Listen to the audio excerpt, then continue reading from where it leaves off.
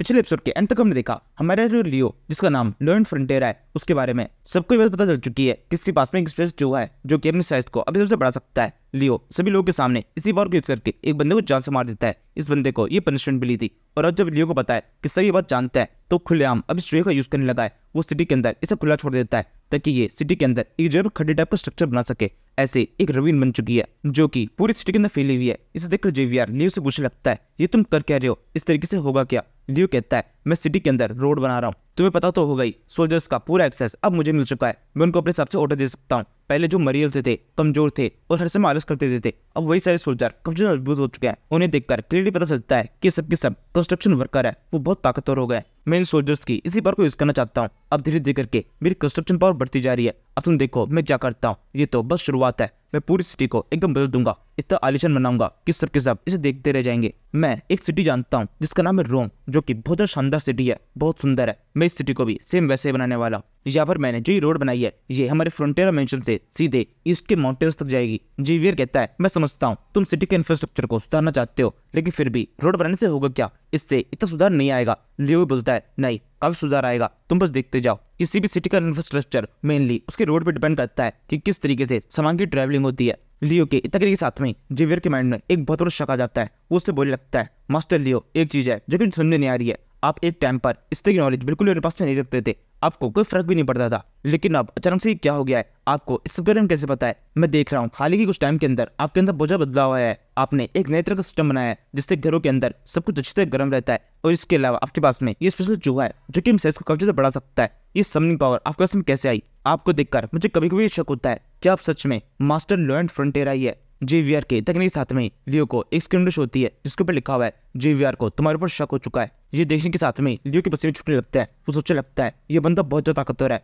अगर इसे यहाँ पर 1% भी शक हो गया कि मैं लॉयन फ्रंटियरा नहीं हूँ तब तो जरूर से ये मेरे पर अटैक करके मुझे खत्म कर देगा। मुझे किस तरीके से बातों संभालना होगा, इसको भरोसा दिलाना होगा कि मैं ही लॉयन फ्रंटियरा हूँ। यहाँ पर ये बंदा जेवियर इतना ताकतवर है कि अगर इसने मुझे मारने का ठान लिया तो कोई भी नहीं है जो कि मुझे बचा सके। लेकिन मुझे यहाँ पर ज्यादा घबराने की जरूरत नहीं है। मेरे पास में एक स्पेशल स्किल है जिसकी मदद से मैं अपना एक ऐसा चेहरा बना सकता हूँ जिसके ऊपर लोगों को भरोसा हो जाएगा। मेरे उस चेहरे को देखकर लोगों से मासूम समझने लगेंगे। ये सोचकर लियो यहाँ पर उसी स्किल का यूज करता है। वो मासूम तो नहीं बल्कि कोई बेवकूफ सा इंसान लग रहा है। ऐसा ही अजीब से मुंह बनाकर वो जेवियर से बोलने लगता है कि तुम्हें मेरे ऊपर शक है, तुम जानते हो मैं कौन हूँ, मैं तुम्हारा मास्टर हूँ, तुम पूरे 24 घंटे मेरे साथ में रहते हो। इसका जवाब है ना। यानी कि इसका मतलब मेरे पास ऐसा बहुत सा टाइम होता है जब तुम मुझे नहीं देख रहे होते, और ठीक उसी टाइम पर मैंने सारी नॉलेज को इकट्ठा किया है। इसलिए तुम मेरे ऊपर किसी भी शक मत करो, मुझे कम मत समझो। मेरे पास में बहुत ज्यादा नॉलेज है, मुझे इस तरह से पता है किस चीज को किस तरीके से करना है। जेवियर कहता है अच्छा तो ऐसी बात है, तो फिर ये बताइए आपके पास में वो समनिंग की स्किल कैसे आई? अधिकतर मैजिशियन जो कि कम से कम 20 साल तक अपने मैजिक के ऊपर काम करते हैं उनको भी इस तरह की स्किल बड़ी मुश्किल से मिलती है, तो फिर आपको ये कैसे आता है? ऐसा हो सकता है मैं आपके पूरे टाइम में नजर नहीं रखता हूँ, लेकिन मुझे ये तो पता है आपने कभी भी ट्रेनिंग वगैरह तो नहीं की है। लियो कहता है अपनी बकवास बंद करो, ऐसा कुछ भी नहीं है। ऐसा भी तो हो सकता है मैंने जब जन्म लिया हो, जन्म से ये स्किल मेरे पास में हो, बस मैंने उसे हाल ही में अपनी बॉडी के अंदर अनलॉक किया है। तुम खुद के बारे में देखो, तुम खुद भी कितनी ज्यादा ताकतवर हो, तुमसे बड़े भी काफी सारे लोग हैं लेकिन वो भी तुम्हें फाइट में नहीं आ सकते। तो यानी कि तुम्हारी इस खूबी को देखकर हम ये मान ले कि तुम जेवियर नहीं हो, तुम्हारी एज इतनी कम नहीं है। जिस तरीके से तुम एक एक्सपर्ट हो वैसे कोई और भी तो हो सकता है। जेवियर कहता है लेकिन मैं खुद को एक एक्सपर्ट मानता ही नहीं हूँ, मैं तो एकदम नॉर्मल हूँ। लियो कहता है ऐसा हो सकता है कि तुम नॉर्मल हो, लेकिन मैं नॉर्मल नहीं हूँ, मैं एक्सपर्ट हूँ। और जो ये समनिंग की स्किल जो तूने मेरे पास में देखी थी ये वो स्किल है जो कि जन्म से मेरे साथ में है, बस तुम्हें कभी बताया नहीं। लियो ये सब कुछ कहकर जेवियर को भरोसा दिलाने की कोशिश करता है, लेकिन जेवियर को कुछ भरोसा होता नहीं है। लेकिन वो आगे लियो सवाल भी नहीं करता, और फिर यही लियो को एकदम सही मौका लगता है इस टॉपिक को खत्म करने का। वो जल्दी पीछे घूमता है और फिर कहने लगता है तो फिर ठीक है, अब तुम्हारे पास में मेरे लिए कोई सवाल नहीं है, तो फिर आज के बाद में इस टॉपिक को दोबारा मत छेड़ना। मेरे पास में फिलहाल बहुत सारे काम है जो कि सारे मुझे कंप्लीट करने होंगे। जी कहने के बाद में जब लियो आगे बढ़ने लगता है तो वो सोचता है शायद से मैंने कर दिखाया है, अब जेवियर कभी भी इस पॉइंट को दोबारा शुरू करेगा नहीं। और सच में ऐसा होता भी है, जेवियर के पास में कहने के लिए कुछ भी नहीं है। तभी लियो सेकंड मेन नाइट जो कि अब फर्स्ट पोजीशन में पहुंच चुका है, क्योंकि फर्स्ट पोजीशन वाले की तो डेथ हो चुकी है, इसके पास में आकर इससे कहने लगता है सर बेरियान, मेरे को एक इम्पोर्टेंट काम के लिए यहाँ से निकलना होगा, इसलिए जब तक मैं वापस नहीं आ जाता रोड कंस्ट्रक्शन का सारा काम आप संभालेंगे। पेरेंट बोलता है हाँ बिल्कुल, जब तक आप वापस लौटेंगे ये सारा काम कंप्लीट हो चुका होगा। तभी जेवियर बोलता है वैसे आपको पता है ना आपके साथ में मैं भी जाऊंगा, क्योंकि यही मेरा काम है आपके ऊपर नजर रखना। लियो बोलता है हाँ बिल्कुल, तुम तो मेरे साथ में चलोगे, मैं जाके भी जाऊंगा, तुम्हें अपने साथ में लेके ही जाऊंगा। जेवियर कहता है वैसे हम यहाँ से जाने का वाले हैं। लियो बोलता है किसी के पास में मेरे काफी सारे पैसे हैं, मुझे वो पैसे वापस चाहिए, उस पैसे को लेने के लिए हमें जाना है। यहाँ से सीन शिफ्ट होता है, हम लुडेनिया नाम के एक टाउन का सीन दिखता है। यहाँ के एक घर के अंदर एक बंदा होता है जिसका नाम है टोडस। हाँ, ये वही बंदा है जिसको फर्स्ट सीरियन नाइट सारी राजाई बताने वाला था। ये यहाँ पर काफी ज्यादा परेशान है क्योंकि इसके पास में भी ये खबर आ चुकी है कि फर्स्ट सीरियन नाइट की डेथ हो चुकी है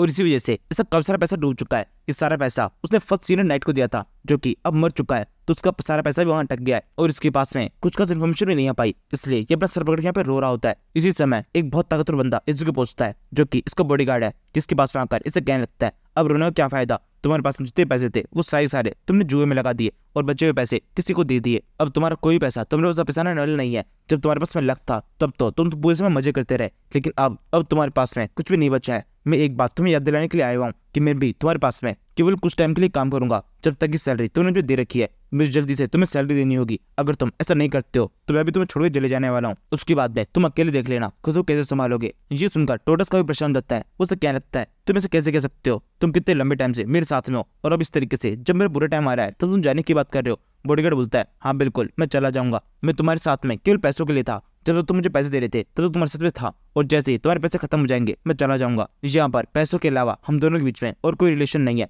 टोटस बोलता है तो फिर ठीक है, तुम्हें पैसे चाहिए ना, तुम्हें पैसे मिल जाएंगे, मैं कोई ना कोई तरीका निकाल लूंगा ताकि पैसे को जुगाड़ कर सकूं, लेकिन तब तक अच्छी तरीके से मुझे प्रोटेक्ट करो। अभी इस टाइम पर मुझे तो बहुत ज्यादा जरूरत है। बहुत सारे ऐसे लोग हैं जो कि मेरे पीछे पड़े हुए हैं, उन सभी को मुझसे पैसे चाहिए और केवल तुम ही हो जो कि उन सभी से मुझे प्रोटेक्ट कर सकते हो, क्योंकि तुम मेरी बॉडीगार्ड हो और बहुत ताकतवर हो। तुम्हें मुझसे पैसे मांगने वाले सभी लोगों से बचाना होगा। टोडस के इतने के साथ में ही एक जोर से आवाज आती है कि तुम मेरी बात कर रहे हो। ये कहते हुए गेट को तोड़ते हुए एक बंदा अंदर घुसता है। ये हमारा हीरो लियो है। टोडस इसे देखते पहचान नहीं पाता, वो इसे कहने लगता है तुम हो कौन और तुम्हारी हिम्मत कैसे हुई इस तरीके से अंदर घुसने की। लियो हंसते हुए बोलता है शायद से तुम मुझे जानते नहीं हो, हाँ तुम्हें मेरी शक्ल नहीं पता होगी, मेरा नाम है लॉयन फ्रंटेरा। इस नाम को सुनकर तो तुम्हें समझ में आ चुका होगा मैं कौन हूँ। दिमाग की घंटी बजी। लियो की इस लाइन के पूरे होने के साथ में टोडस की चेहरे की हवाइयां उड़ जाती है। वो बुढ़ते घबरा जाता है और इसे देखकर बॉडीगार्ड बोलने लगता है हमें क्या करना चाहिए, आप कहें तो मैं इसे जान से मार दूं। टोडस बोलता है नहीं बिल्कुल भी नहीं, ये खतरनाक है, जल्दी से यहाँ से निकलो। ये सुनकर बॉडीगार्ड बिल्कुल वैसे ही करता है। वो जल्दी से टोडस को अपने हाथ से पकड़ लेता है और फिर कूदते हुए यहाँ से भागने लगता है।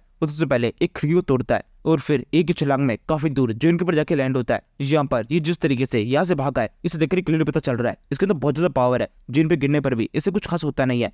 लेकिन जिस जगह पर ये लैंड किया है वहां पर पहले से कोई है जो कि इसका इंतजार कर रहा है। इसके हाथ में एक बड़ी सी स्वॉर्ड है जिसकी एक अटैक से ये बॉडीगार्ड मारा जा सकता है। यह है जेवीआर। अपनी स्वॉर्ड को हाथ में पकड़े हुए जेवीआर इस बॉडीगार्ड तो बढ़ने लगता है और फिर कहता है तुम्हारे पास में केवल एक ही मौका है, मैं एक बार कहूंगा इस बंदे को यहीं पे छोड़ दो और शांति से यहाँ से चले जाओ। अगर तुम ऐसा नहीं करते हो तो तुम पर अटैक करने के लिए मैं मजबूर हो जाऊंगा। ये कहने के बाद में जेवियर सोचने लगता है ऐसा कैसे हुआ, मास्टर लियो को ये बात कैसे पता थी कि ये दोनों बंदे पीछे खिड़की से भागने की कोशिश करेंगे और ठीक इस जगह पहुंचेंगे। ये केवल एक इत्तेफाक तो नहीं हो सकता कि उनकी बताई जगह पर ही ये दोनों पहुंच गए। तभी ये बॉडीगार्ड इस बंदे टोडस को साइड में रख देता है और फिर कहने लगता है लड़के तुम जो कोई भी हो तुम बहुत ज्यादा यंग हो, अभी तो तुमने केवल सीखना शुरू किया है, तुम जानते हो मैं कौन हूँ और वैसे मैं देख पा रहा हूँ तुम्हारे पास एक स्वॉर्ड है, क्या तुम्हें इस स्वॉर्ड पकड़ना भी आता है, तुम इसे ठीक से चला भी पाओगे।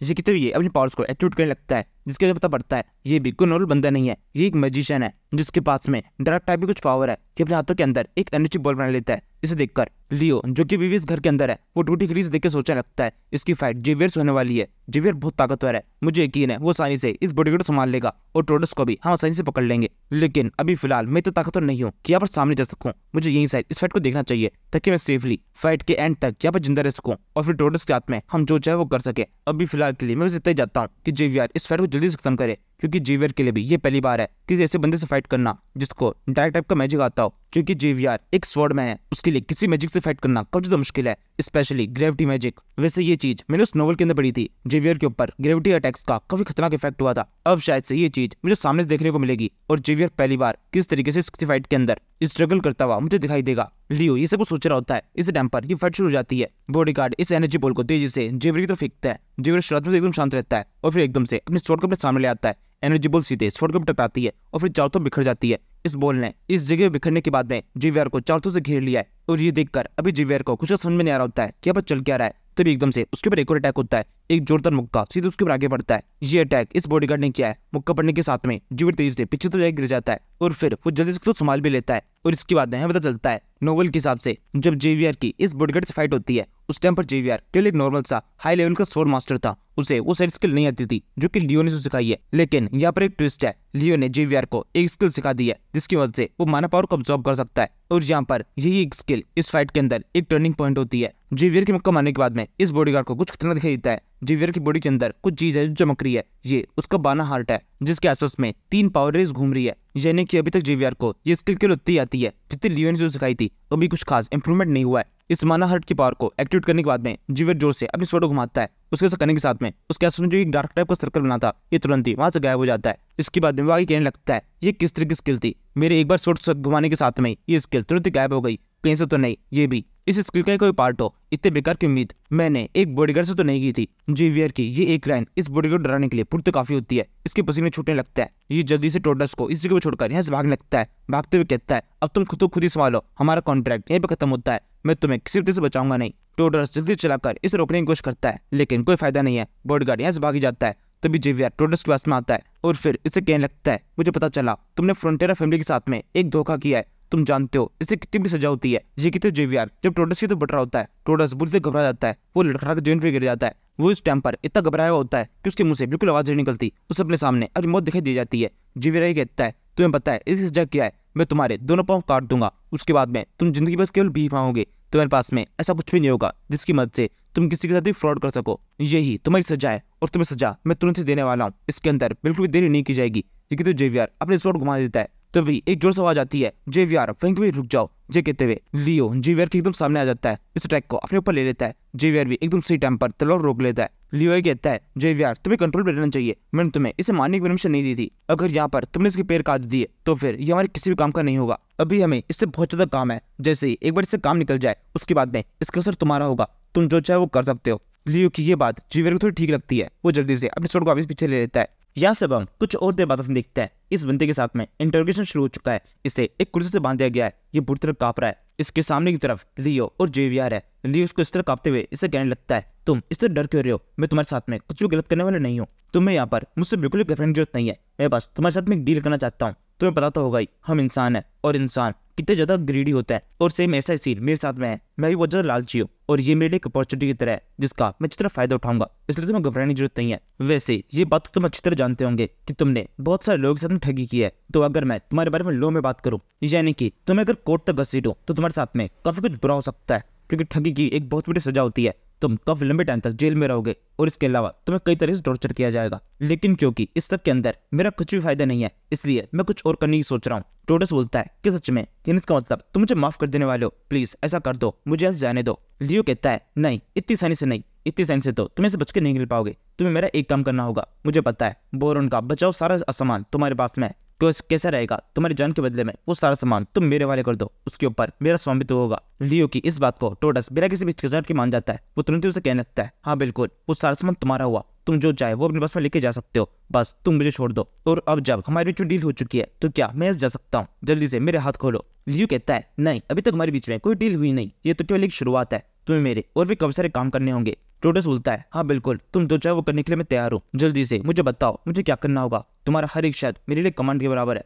लियो कहता है अच्छा तो ऐसी बात है, तो फिर ठीक है, इस एग्रीमेंट के अंदर अपने साइन कर दो, उसके बाद में क्या करना है वो मैं देख लूंगा। टोडस उस कॉन्ट्रैक्ट को देखते हुए कहने लगता है इस कॉन्ट्रैक्ट में लिखा क्या है। लियो कहता है ज्यादा कुछ खास नहीं है, इसमें केवल इतना सा लिखा हुआ है कि तुम अब से एक एम्प्लॉय होगे जो कि मेरे लिए काम करोगे, और मेरे पास में तुम्हारे लिए एक अच्छी खबर है, मैं तुम्हें सैलरी भी दूंगा, लेकिन क्योंकि तुम्हारे ऊपर बहुत ज्यादा कर्जा है इसलिए उस सैलरी का 80% हिस्सा तुम मुझे वापस कर दोगे, जिससे तुम्हारे ऊपर जो भी कर्जा है उसे उतारा जाएगा। इसके बाद में जो 20% बचेगा वो तुम अपने पास में रख सकते हो अपने निजी यूज के लिए। इस तरीके से तुम्हें 520 साल तक मेरे लिए काम करना है, और फिर जैसे ही ये टेम्पलेट खत्म हो जाएगा उसके बाद तुम फ्री, तुम्हारे ऊपर मेरा कोई भी कर्जा नहीं होगा। देखा मैं कितना दयालु हूँ, तुम्हारे लिए कितना सब कुछ कर रहा हूँ, कितने कम टाइम के अंदर तुम्हें सजा खत्म हो जाएगी। ये सुनकर टोडस बहुत चौंक जाता है। वो सोचने लगता है 520 साल, इतनी लंबी तो मेरी जिंदगी भी नहीं होगी, अगर यहाँ पर मैंने इस कॉन्ट्रैक्ट के ऊपर अपना साइन कर लिया तो अपनी पूरी जिंदगी के लिए मैं इसका गुलाम बन के रह जाऊंगा। जेवियर भी यहाँ पर सेम ऐसे सोच रहा होता है। वो सोचने लगता है इस लड़के ने मुझसे कहा था कि जैसे ऐसा काम हो जाएगा उसके बाद में इस टोडस को मेरे वाले कर देगा, लेकिन इसका काम तो 520 साल तक चलेगा।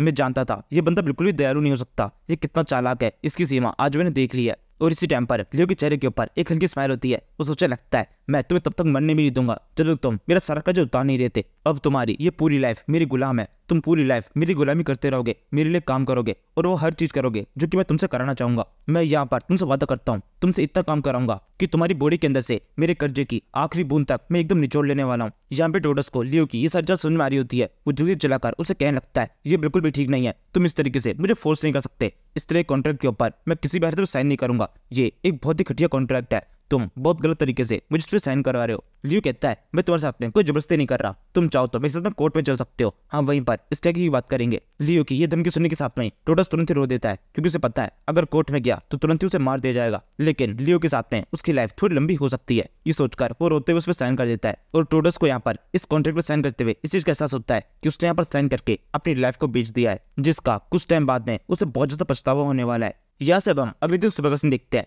जेवियर, लियो और ये बंदा टोटस एक तंगे बैठकर कहीं पे जा रहे हैं। लियो को इस बंदे टोटस के ऊपर बिल्कुल भरोसा नहीं है, इसे भी अच्छी तरह से बांध के रखा हुआ है। जेवियर लियो से बोलने लगता है हमें इसके पास में काफी सारा पैसा मिल चुका है, अब 3-4 महीने तक तो इससे हमें कोई भी इंटरेस्ट लेने की जरूरत नहीं है। लियो कहता है वैसे तुम्हें क्या लगता है इस पैसे के साथ में हमें क्या करना चाहिए? मैं तो सोच रहा हूँ हमें और भी लोगों को हायर कर लेना चाहिए। वैसे हमारे पास में अभी टोटल 30 सोल्जर्स है, लेकिन उस तरह के सब थोड़े कमजोर है और कम भी बढ़ रहे हैं। हमें यहाँ पर और भी लोगों की जरूरत है जो कि हमारे लिए हमारे तरीके से काम कर सके। हमें और वर्कर्स चाहिए ताकि हम अपनी रफ्तार को और ज्यादा बढ़ा सके। मेरे पास में ये करने का एक तरीका है, मैं सोच रहा हूँ एक बोर्ड बनाऊं जिसके ऊपर मैं लिखूंगा कि विलेजेस के अंदर जितने भी लोगों को जॉब चाहिए वो सब के सब हमारे पास में आ सकते हैं। लेकिन इसके अंदर भी एक दिक्कत है, ऐसा हो सकता है वो सारे विलेजर्स ये सोचे कि मैं एक नाकार इंसान हूँ, उन्हें कोई भी सैलरी वगैरह नहीं दूंगा। विलेज के जितने भी लोग हैं उन सभी के सामने मेरी इमेज बहुत ज्यादा घटिया है, वो बिल्कुल भी मेरी इस जॉब को एक्सेप्ट नहीं करेंगे। लेकिन फिर भी एटलीस्ट मुझे एक बार ट्राई करके देखना चाहिए, हो सकता है कुछ हो जाए। यहाँ से हम 3-4 दिन बाद देखते हैं लियो और जेवियर दोबारा से अपने खुद के इस विलेज के अंदर पहुंच चुके हैं।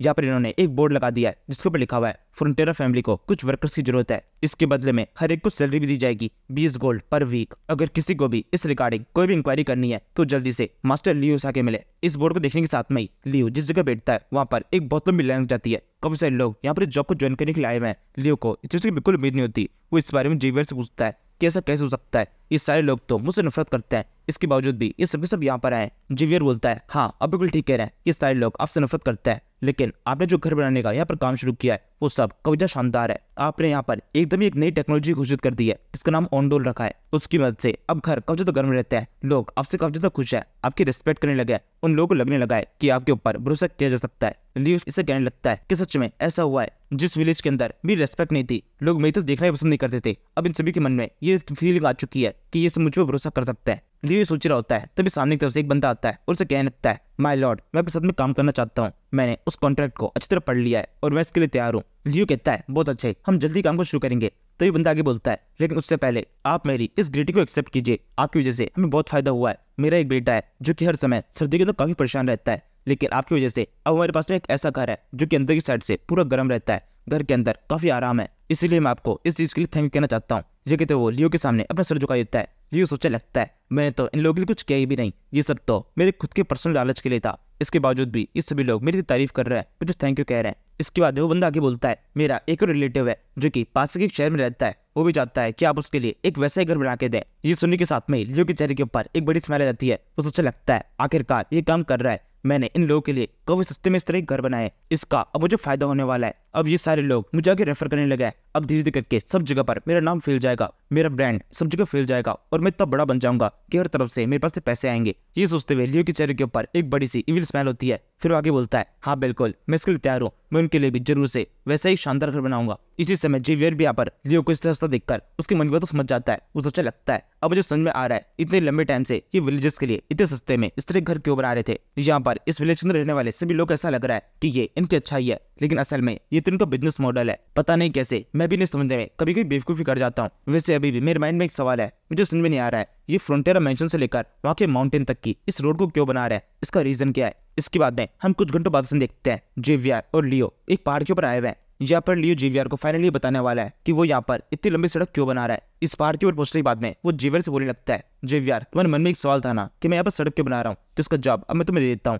तुम्हें पता होगा सभी घरों के अंदर ऑर्डिनल फ्लोर बन चुका है, यानी कि इसका मतलब उन्हें लकड़ियों की बहुत ज्यादा जरूरत है, क्योंकि फर्श को गर्म करने के लिए उन्हें हर समय चिमनी के अंदर कुछ न कुछ डालते रहना होता है। जेवियर कहता है हाँ बिल्कुल मैं समझ रहा हूँ, आगे क्या। लियो कहता है आगे ये कि कुछ टाइम के अंदर हमारी सिटी के अंदर पेड़ों की कमी हो जाएगी, क्योंकि सभी लोग काफी सारे पेड़ों काट चुके होंगे जिनकी मदद से वो लकड़ियां जलाएंगे और फिर अपने घरों को गर्म करेंगे, लेकिन जब लकड़ियां खत्म हो जाएगी उसके बाद उन्हें दोबारा से हमारे पास में आना होगा और तब जाकर हमारा असली प्लान शुरू होगा। लियो के इतना कहने के साथ में जेवियर के चेहरे के ऊपर जितनी भी हंसी वगैरह होती है, वो लियो के बारे में अपने मन में जितना कुछ भी अच्छा सोच रहा होता है वो एकदम से खत्म हो जाता है। वो चौंकते हुए लियो की तरफ देखता है और फिर कहने लगता है आपका मास्टर प्लान है क्या, आप क्या करना चाहते हैं। लियो कहता है तुम देख रहे हो वहाँ उन माउंटेन्स को, मुझे कहीं से पता चला है उन माउंटेन्स के अंदर ब्लैक रॉक है जिन्हें हम जलाने में यूज कर सकते हैं। एक तरीके से वो कोयला है जो कि चिमनी के अंदर अच्छी तरह जलाया जाएगा। इस वजह से मैं यहाँ पर रास्ता बना रहा हूँ ताकि इस कोयले को आसानी से बाहर निकालकर हम विलेज के अंदर लेके जा सके। अभी फिलहाल तो सिटी के अंदर रहने वाले लोगों के पास में भरपूर मात्रा में काफी सारे पेड़ है, लेकिन जब वो पेड़ खत्म हो जाएंगे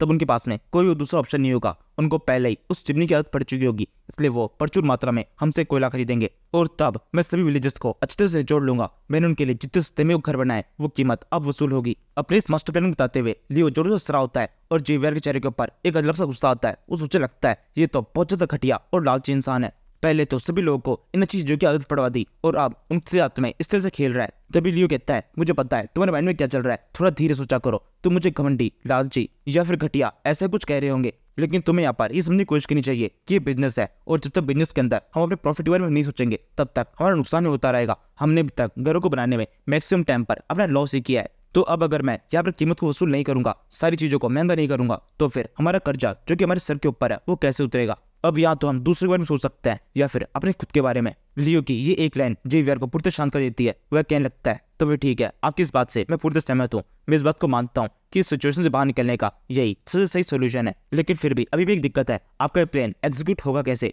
क्योंकि ये बात तो सब जानते हैं कि इन माइंस के अंदर ब्लैक रॉक है, लेकिन बहुत सारे लोगों ने यह माइनिंग करके उन्हें निकालने की कोशिश की है, लेकिन कोई भी इस चीज में कामयाब नहीं हो पाया। केवल कुछ शुरुआती लोग थे जो कि इस काम को कर पाए थे, लेकिन उसके बाद में कोई भी ये चीज नहीं कर पाया। लियो कहता है हाँ मुझे पता है, हर बार इस तरह की माइनिंग करने पर ये गुफा अच्छी तरह कोलैप्स कर जाती है और सारे लोग अंदर फंस जाते हैं, जिन्हें निकालने के लिए भी अलग से मेहनत करनी पड़ती है। इस वजह से अब कोई भी हमें माइनिंग करने से डरता है और इसी चीज का हम फायदा उठाएंगे। हम यहाँ पर माइनिंग करेंगे और सारे कोयले को बाहर निकाल लेंगे, कोई भी हमारे कंपटीशन में नहीं होगा। मुझे अच्छी तरह से पता है कि इस तरह गुफा के अंदर किस तरीके से माइनिंग की जाती है, मैं कैसे बिना इस गुफा को ढाए यहाँ से अंदर की साइड से उस ब्लैक रॉक को बाहर निकाल सकता हूँ। मेरे पास में एक लेटेस्ट टेक्नोलॉजी है, उसके बारे में कोई कुछ नहीं जानता। मैंने इस टेक्नोलॉजी का नाम लिया है शील्ड टर्निंग मेथड। जेवियर कहता है शील्ड टर्निंग मेथड, एक और नया वर्ड जो कि मैंने पहले कभी नहीं सुना, लेकिन फिर भी मुझे भी आपके ऊपर पूरा भरोसा है। मुझे यकीन है जैसे अब तक आपने सारा काम ठीक तरह से किया है, आगे भी सब कुछ सही से हो जाएगा। इसके बाद में हम इस गुफा का सीन देखते हैं। यहीं तक उस सूर्य ने अपना रास्ता बनाया है, यहाँ से आगे कैसे जाना है ये लियो बताएगा। इस गुफा के गेट के ऊपर काफी सारे पत्थर गिरे हुए हैं, जिससे पता चल रहा है गुफा पहले ही ढह चुकी है। पहले किसी ने यहीं पर गुफा खोद के अंदर जाने की कोशिश की थी। यहाँ से हम इस गुफा के अंदर के साइड से देखते हैं, यहाँ पर एक बहुत बड़ी कैविटी है, काफी ज्यादा खाली जगह है और ये खाली जगह बिल्कुल खाली नहीं है। यहाँ पर कुछ मॉन्स्टर्स है, कुछ बड़े बड़े टेंटिकल्स इस जगह पर दिखाई देता है और फिर पता चलता है ये कोई एक मॉन्स्टर नहीं बल्कि बहुत सारे मॉन्स्टर्स है। गुफा के अंधेरे के अंदर कुछ चमकती हुई आंखें दिखाई देती है, ये कुछ चींटियां हैं जो कि भूखी है, अंदर किसी के आने का इंतजार कर रही है और हमारा हीरो लियो जल्दी इस गुफा के अंदर जाने का कोई रास्ता निकालने वाला है। यहाँ से हम लियो को देखते हैं जो कि एक जगह पर खड़ा होता है, अंधेरा हो चुका है। वो अपनी पावर्स को यूज करते हुए कहने लगता है मैं समनिंग पावर का यूज करता हूँ, जल्दी से समन हो जाओ। लियो के कहने के साथ में उसकी बॉडी के अंदर से एक ग्रीन रंग की लाइट बाहर निकलती है, आसमान तो जाती है और फिर जैसे जेल पर आती है वहाँ पर एक बहुत बड़ी सी बिल्डिंग समन हो जाती है। और फिर इसके बाद पता चलता है कि लियो के पास में इस तरह की पावर तो है नहीं, ये तो केवल उसका एक सपना है और वो भी इस टाइम पर अभी समनिंग की पावर का यूज कर भी नहीं रहा है। वो आराम से एक टेबल पर बैठा हुआ है और अपनी पावर्स की मदद से एक नक्शा बना रहा है किसे किस तरीके से अगला घर बनाना है। इसी सपने के बारे में सोचते हुए कहने लगता है काश मेरे पास में इस तरह की समनिंग पावर होती, मैं एक ही बारी के अंदर पूरा घर डिजाइन कर देता। अगर सच में ऐसा हो जाता तो मेरे को इस तरह के छोटे मोटे काम नहीं करने पड़ते। पहले इस तरह का स्ट्रक्चर बनाओ, उसके बाद में एक ही करके एक ईंटें रख के वापस से घर क्रिएट करो। ये सब कुछ सच में बहुत ज्यादा थका देने वाला काम है और मैं इस सबसे काफी बोर हो चुका हूँ। और इसके अलावा अभी मेरे पास में काफी सारे वर्कर्स भी है, इन सभी सोल्जर्स को मुझे पैसे देने होता है। अब तक मैंने जितना भी काम किया है उस सभी से मैंने बहुत कम प्रॉफिट कमाया है, मेरे पास में बिल्कुल भी पैसा नहीं है ताकि मैं उन वर्कर्स को भी पैसे दे सकूं। काश ऐसा हो पाता कि मेरे पास में सबने की ऐसी पावर होती जिसकी मदद से मैं इसे बहुत सारे गुलाम समन कर लेता जो केवल मेरे लिए काम करते और मुझे उन्हें कोई पैसे भी नहीं देने पड़ते। लियो की ये बात सुनकर सिस्टम कहने लगता है अगर तुम्हें ये स्किल पसंद नहीं आ रही है तो तुम चाहो तो सबके सब हाथों से ड्रॉ कर सकते हो, तुम्हें स्किल को यूज करने की जरूरत नहीं है। लियो कहता है नहीं ऐसा नहीं है, ये हाथों से ड्रॉ करने से तो ये ज्यादा बेटर ही है। इसके बाद हमें पता चलता है लियो ने जब टोडो से मिला था तब उससे बेरोन को कुछ बचाओ सामान मांगा था। असल में यहाँ पर बेरोन का मतलब लियो के फादर है। बेरोन एक उपाधि है, यहाँ पे बेरोन का मतलब है किंग और बेरोनिस का मतलब है क्वीन, जो कि लियो के मदर और फादर है। इसके बाद में लियो को अपने सामने काफी सारी स्क्रीन विंडो शो होती है जिसके ऊपर उसके स्किल्स के बारे में लिखा हुआ है। असल में लियो ने पिछले कुछ महीनों के अंदर जितने भी काम किया है उसकी वजह से उसे काफी सारे आरपी पॉइंट्स मिल चुके हैं, क्योंकि अब तो उसका पूरा विलेज ही उसे पसंद करने लगा है। इसलिए लियो के पास में अभी टोटल राउंड फिगर में 640 आरपी पॉइंट्स है और वो यहाँ पर बिना जल्द सोचे अपनी दो स्किल्स बेसिक प्लानिंग और बेसिक सर्विंग इन दोनों को अपग्रेड कर देता है। दोनों स्किल लेवल 10 तक पहुंच चुकी है और अब इन दोनों स्किल का नाम है इंटरमीडिएट प्लानिंग और इंटरमीडिएट सर्विंग। और अब इस लेवल के कारण लियो इन दोनों स्किल्स को और भी ज्यादा अच्छी तरह से यूज कर सकता है। इसी स्किल को यूज करने के लिए वो पहुंच जाता है उस जगह पर जहाँ पर ये गुफा है। यहाँ पहुंचने पर उसे दिखाई देता है जहाँ पर कुछ टाइम पहले कच्ची जमीन थी, अब यहाँ पर सड़क बन चुकी है। सामने की तरफ उस ढही हुई गुफा को देखकर वो कहने लगता है यहीं पर वो गुफा है जो कि कुछ टाइम पहले गिर गई थी। हमें यहीं से आगे खुदाई शुरू करनी होगी, लेकिन उससे पहले मैं अपनी पावर्स का यूज करूंगा। मेरे पास में इंटरमीडिएट सर्विंग की स्किल है जिसका यूज मैं यहीं पे करने वाला हूँ। ये कहते लियो जैसे इन पावर्स का यूज करता है उस जगह के अंदर से एक ग्रीन रंग की लाइट निकलती है और जो सामने की तरफ एक बहुत बड़ा खाली एरिया दिखाई देता है। लेकिन असल में वहाँ पर कोई खाली एरिया ही नहीं बल्कि ये ढही हुई गुफा है। असल में ये लियो की एक ऑप्टिकल पावर है जिसकी मदद से लियो 5 मीटर के रेडियस के अंदर जो कुछ भी है वो सब कुछ देख सकता है, चाहे वहाँ पर कुछ हो या फिर ना हो। एक तरीके से ये एक लाइट एक्सरे विजन है जिससे वो चीजों के आर पार देख सकता है। इस तरीके से वो ये चेक करने की कोशिश कर रहा है कि इस गुफा के अंदर एंटर करने का सबसे सही रास्ता कौन सा है। इसके बाद में लियो सोचने लगता है यहाँ से अंदर एक सेफ रास्ता है, मैं इस तरीके से अंदर जा तो सकता हूँ, लेकिन एक दिक्कत है, हमें खुदाई काफी तेजी से करनी होगी। ये काम वैसे तो बहुत ज्यादा इंपॉर्टेंट है, लेकिन इसके अंदर मैं बहुत सारे टाइम को वेस्ट करना नहीं चाहता। मैं चाहूँ तो इस काम के अंदर अपने सारे ह्यूमंस को लगा सकता हूँ, लेकिन वो सोल्जर्स काफी ज्यादा स्लो है, उनको इस तरह से खुदाई करने में काफी लंबा टाइम लग जाएगा। और इसके अलावा प्रोडोम की हालत भी काफी ज्यादा खराब है। मैंने उसे यहाँ पर रोड बनाने का काम दिया था जिसके अंदर वो बहुत ज्यादा थक गया, मैं उसको रोकना भूल गया था। इस वजह से अब वो काफी लंबे टाइम तक केवल आराम ही करता रहेगा। अगर मैं उसके ठीक होने का विचार करूँ तो अभी उसका साइज बहुत ज्यादा बड़ा है, गुफा के अंदर उसे एंटर कराने में बहुत ज्यादा रिस्क हो जाएगा। और अगर मैंने उसके साइज की इस गुफा को बनाया तब तो और भी टाइम लग जाने वाला है। और इसके अलावा गुफा को इतना ज्यादा चौड़ा करने में भी बहुत ज्यादा रिस्क है। यानी इसका मतलब अभी केवल एक ही काम है जो किया जा सकता है, मुझे एक और मॉन्स्टर को यहाँ पर समन करना होगा। रैंडम समनिंग गेम, जल्दी से मेरे सामने आओ। लियो के इतने के साथ में वहाँ पर स्क्रीन हो जाती है जिसके पर लिखा हुआ है अब की बार एक बार रैंडम व्हील को घुमाने के लिए तुम्हें 70 आरपी पॉइंट्स खर्च करने होंगे। यहाँ पर 70 आरपी पॉइंट्स लियो के लिए कोई बड़ी चीज नहीं है, वो तुरंत ही इसे खर्च कर देता है। जिसके बाद में ये प्रोसेस शुरू हो जाती है।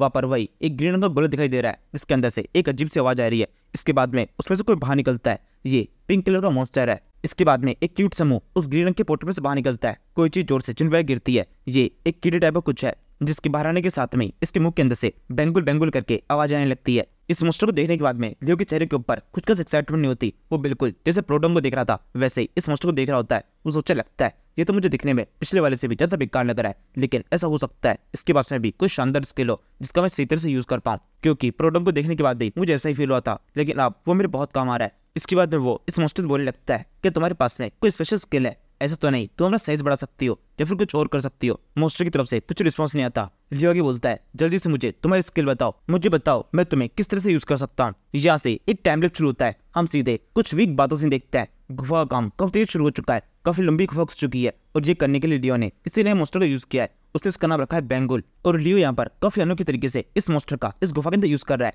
उसने सबसे पहले इस मॉन्स्टर के लिए एक अलग से मशीन बनाई है, उस मशीन के आगे मॉन्स्टर को फिट कर दिया है। ये मशीन आगे बढ़ती जाती है और मॉन्स्टर अपने मुंह से आगे जितनी भी डट आती है उसे खाता जाता है। असल में इस मॉन्स्टर के पास में चॉपिंग डट की स्किल है जो कि लेवल 1 पर है। यहाँ पर इस गुफा के अंदर काफी लंबा छेद करने के बाद में जब ये मॉन्स्टर बाहर निकलता है तुम देखते हैं लियो भी इसके साथ में ही है। वो जल्दी से कहता है JVR काम पे लग जाओ। लियो के इतने के साथ में इस मॉन्स्टर की सेकंड स्किल एक्टिवेट होती है जिसका नाम है एक्सीलरेटेड डर्ट, जिसकी वजह से ये मॉन्स्टर अपनी बॉडी के अंदर जितनी भी डर्ट होती है उसके साथ में कुछ प्रोसेस करता है, जो करते वक्त इस मॉन्स्टर की बॉडी बुढ़ते से काफी लगती है। और ये देखकर JVR इसके लिए तैयार हो जाता है क्योंकि कुछ खतरनाक होने वाला है। इसके बाद मॉन्स्टर की तीसरी स्किल दिखाई देती है जिसका नाम है स्टील ड्रग लॉन्चर। असल में मॉन्स्टर अपने आगे से जितनी ब्लेडो खाता है उसको अपने पीछे से स्टील के अंदर ट्रांसफॉर्म कर वायु बाहर फेंक सकता है, लेकिन इसकी रफ्तार बहुत ज्यादा तेज होती है जिसे रोकने का काम है JVR का। JVR इसके ऊपर अपने स्वॉर्ड से अटैक कर इन्हें काट देता है। जिसके बाद में काम शुरू होता है बाकी के सोल्जर्स का, वो इन कटे स्टील रोड्स के ऊपर अपने प्रोसेस शुरू कर देते हैं। इनकी मदद से कई सारे तरह के वेपन्स को बनाते हैं और फिर यही वेपन आगे की ड्रिंकिंग प्रोसेस के अंदर काम आता है।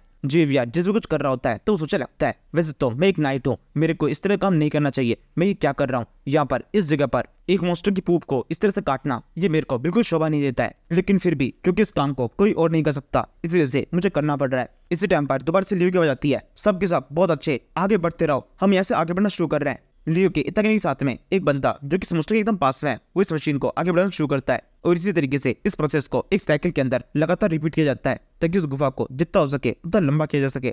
वैसे लियो ने यहाँ पर सेफ्टी का पूरा ध्यान रखा है। यहाँ पर एक पाइप बिछाई गई है जिसकी मदद से ऑक्सीजन हर समय अंदर आती रहती है। ये इस टाइम पर जमीन बहुत गहराई में है, इस वजह से यहाँ पर ऑक्सीजन की काफी ज्यादा कमी है। अगर यहाँ पर ये पाइप ना हो तो ऑक्सीजन पूरी तरह खत्म हो जाएगी और अंदर जितने भी लोग हैं वो तुरंत ही बेहोश हो जाएंगे। इसी टाइम पर जेवीआर लियो के पास में आता है और उसे कहने लगता है, मास्टर लियो, अब आपको रुक जाना चाहिए। काफी लंबे टाइम से आप लगातार काम करते जा रहे हैं, अगर आप ऐसे काम करते रहे तो कुछ टाइम पे तो बेहोश जाएंगे। जिस तरीके से बाकी सभी लोग रुक रुक के काम कर रहे हैं तो आपको भी थोड़ा सा रुक जाना चाहिए। बाकी लोगों के पास में तो शिफ्ट का ऑप्शन है, जैसे वो उठते हैं उनकी जगह पर कोई दूसरा आ जाता है, लेकिन आप किसी को भी अपनी जगह पर काम करने नहीं दे रहे हैं। लियो कहता है, क्योंकि यहाँ पर जो काम मैं कर रहा हूँ वो कोई और नहीं कर सकता, मैं इस जगह का इंचार्ज हूँ, इसलिए यहाँ पर जितनी भी कमांड है वो सारी मुझे देनी होगी। अगर मैं चला जाऊंगा तो तुरंत ही सारा काम रुक जाएगा। जी कहने के बाद में लियो सोचने लगता है, जब मैं कोरिया में था तब उस टाइम पर काफी सारे ऐसे बॉस थे जो कि पूरे समय केवल आराम ही करते थे। उनका सोचना ये था कि हमेशा वर्कर्स को काम करना चाहिए, लेकिन मैं उनकी तरफ बिल्कुल भी नहीं सोचता हूँ। मैं चाहता हूँ यहाँ पर जितने भी वर्कर्स हैं उन सभी को हमेशा ये लगना चाहिए कि मैं उनसे कई ज्यादा मेहनत कर रहा हूँ,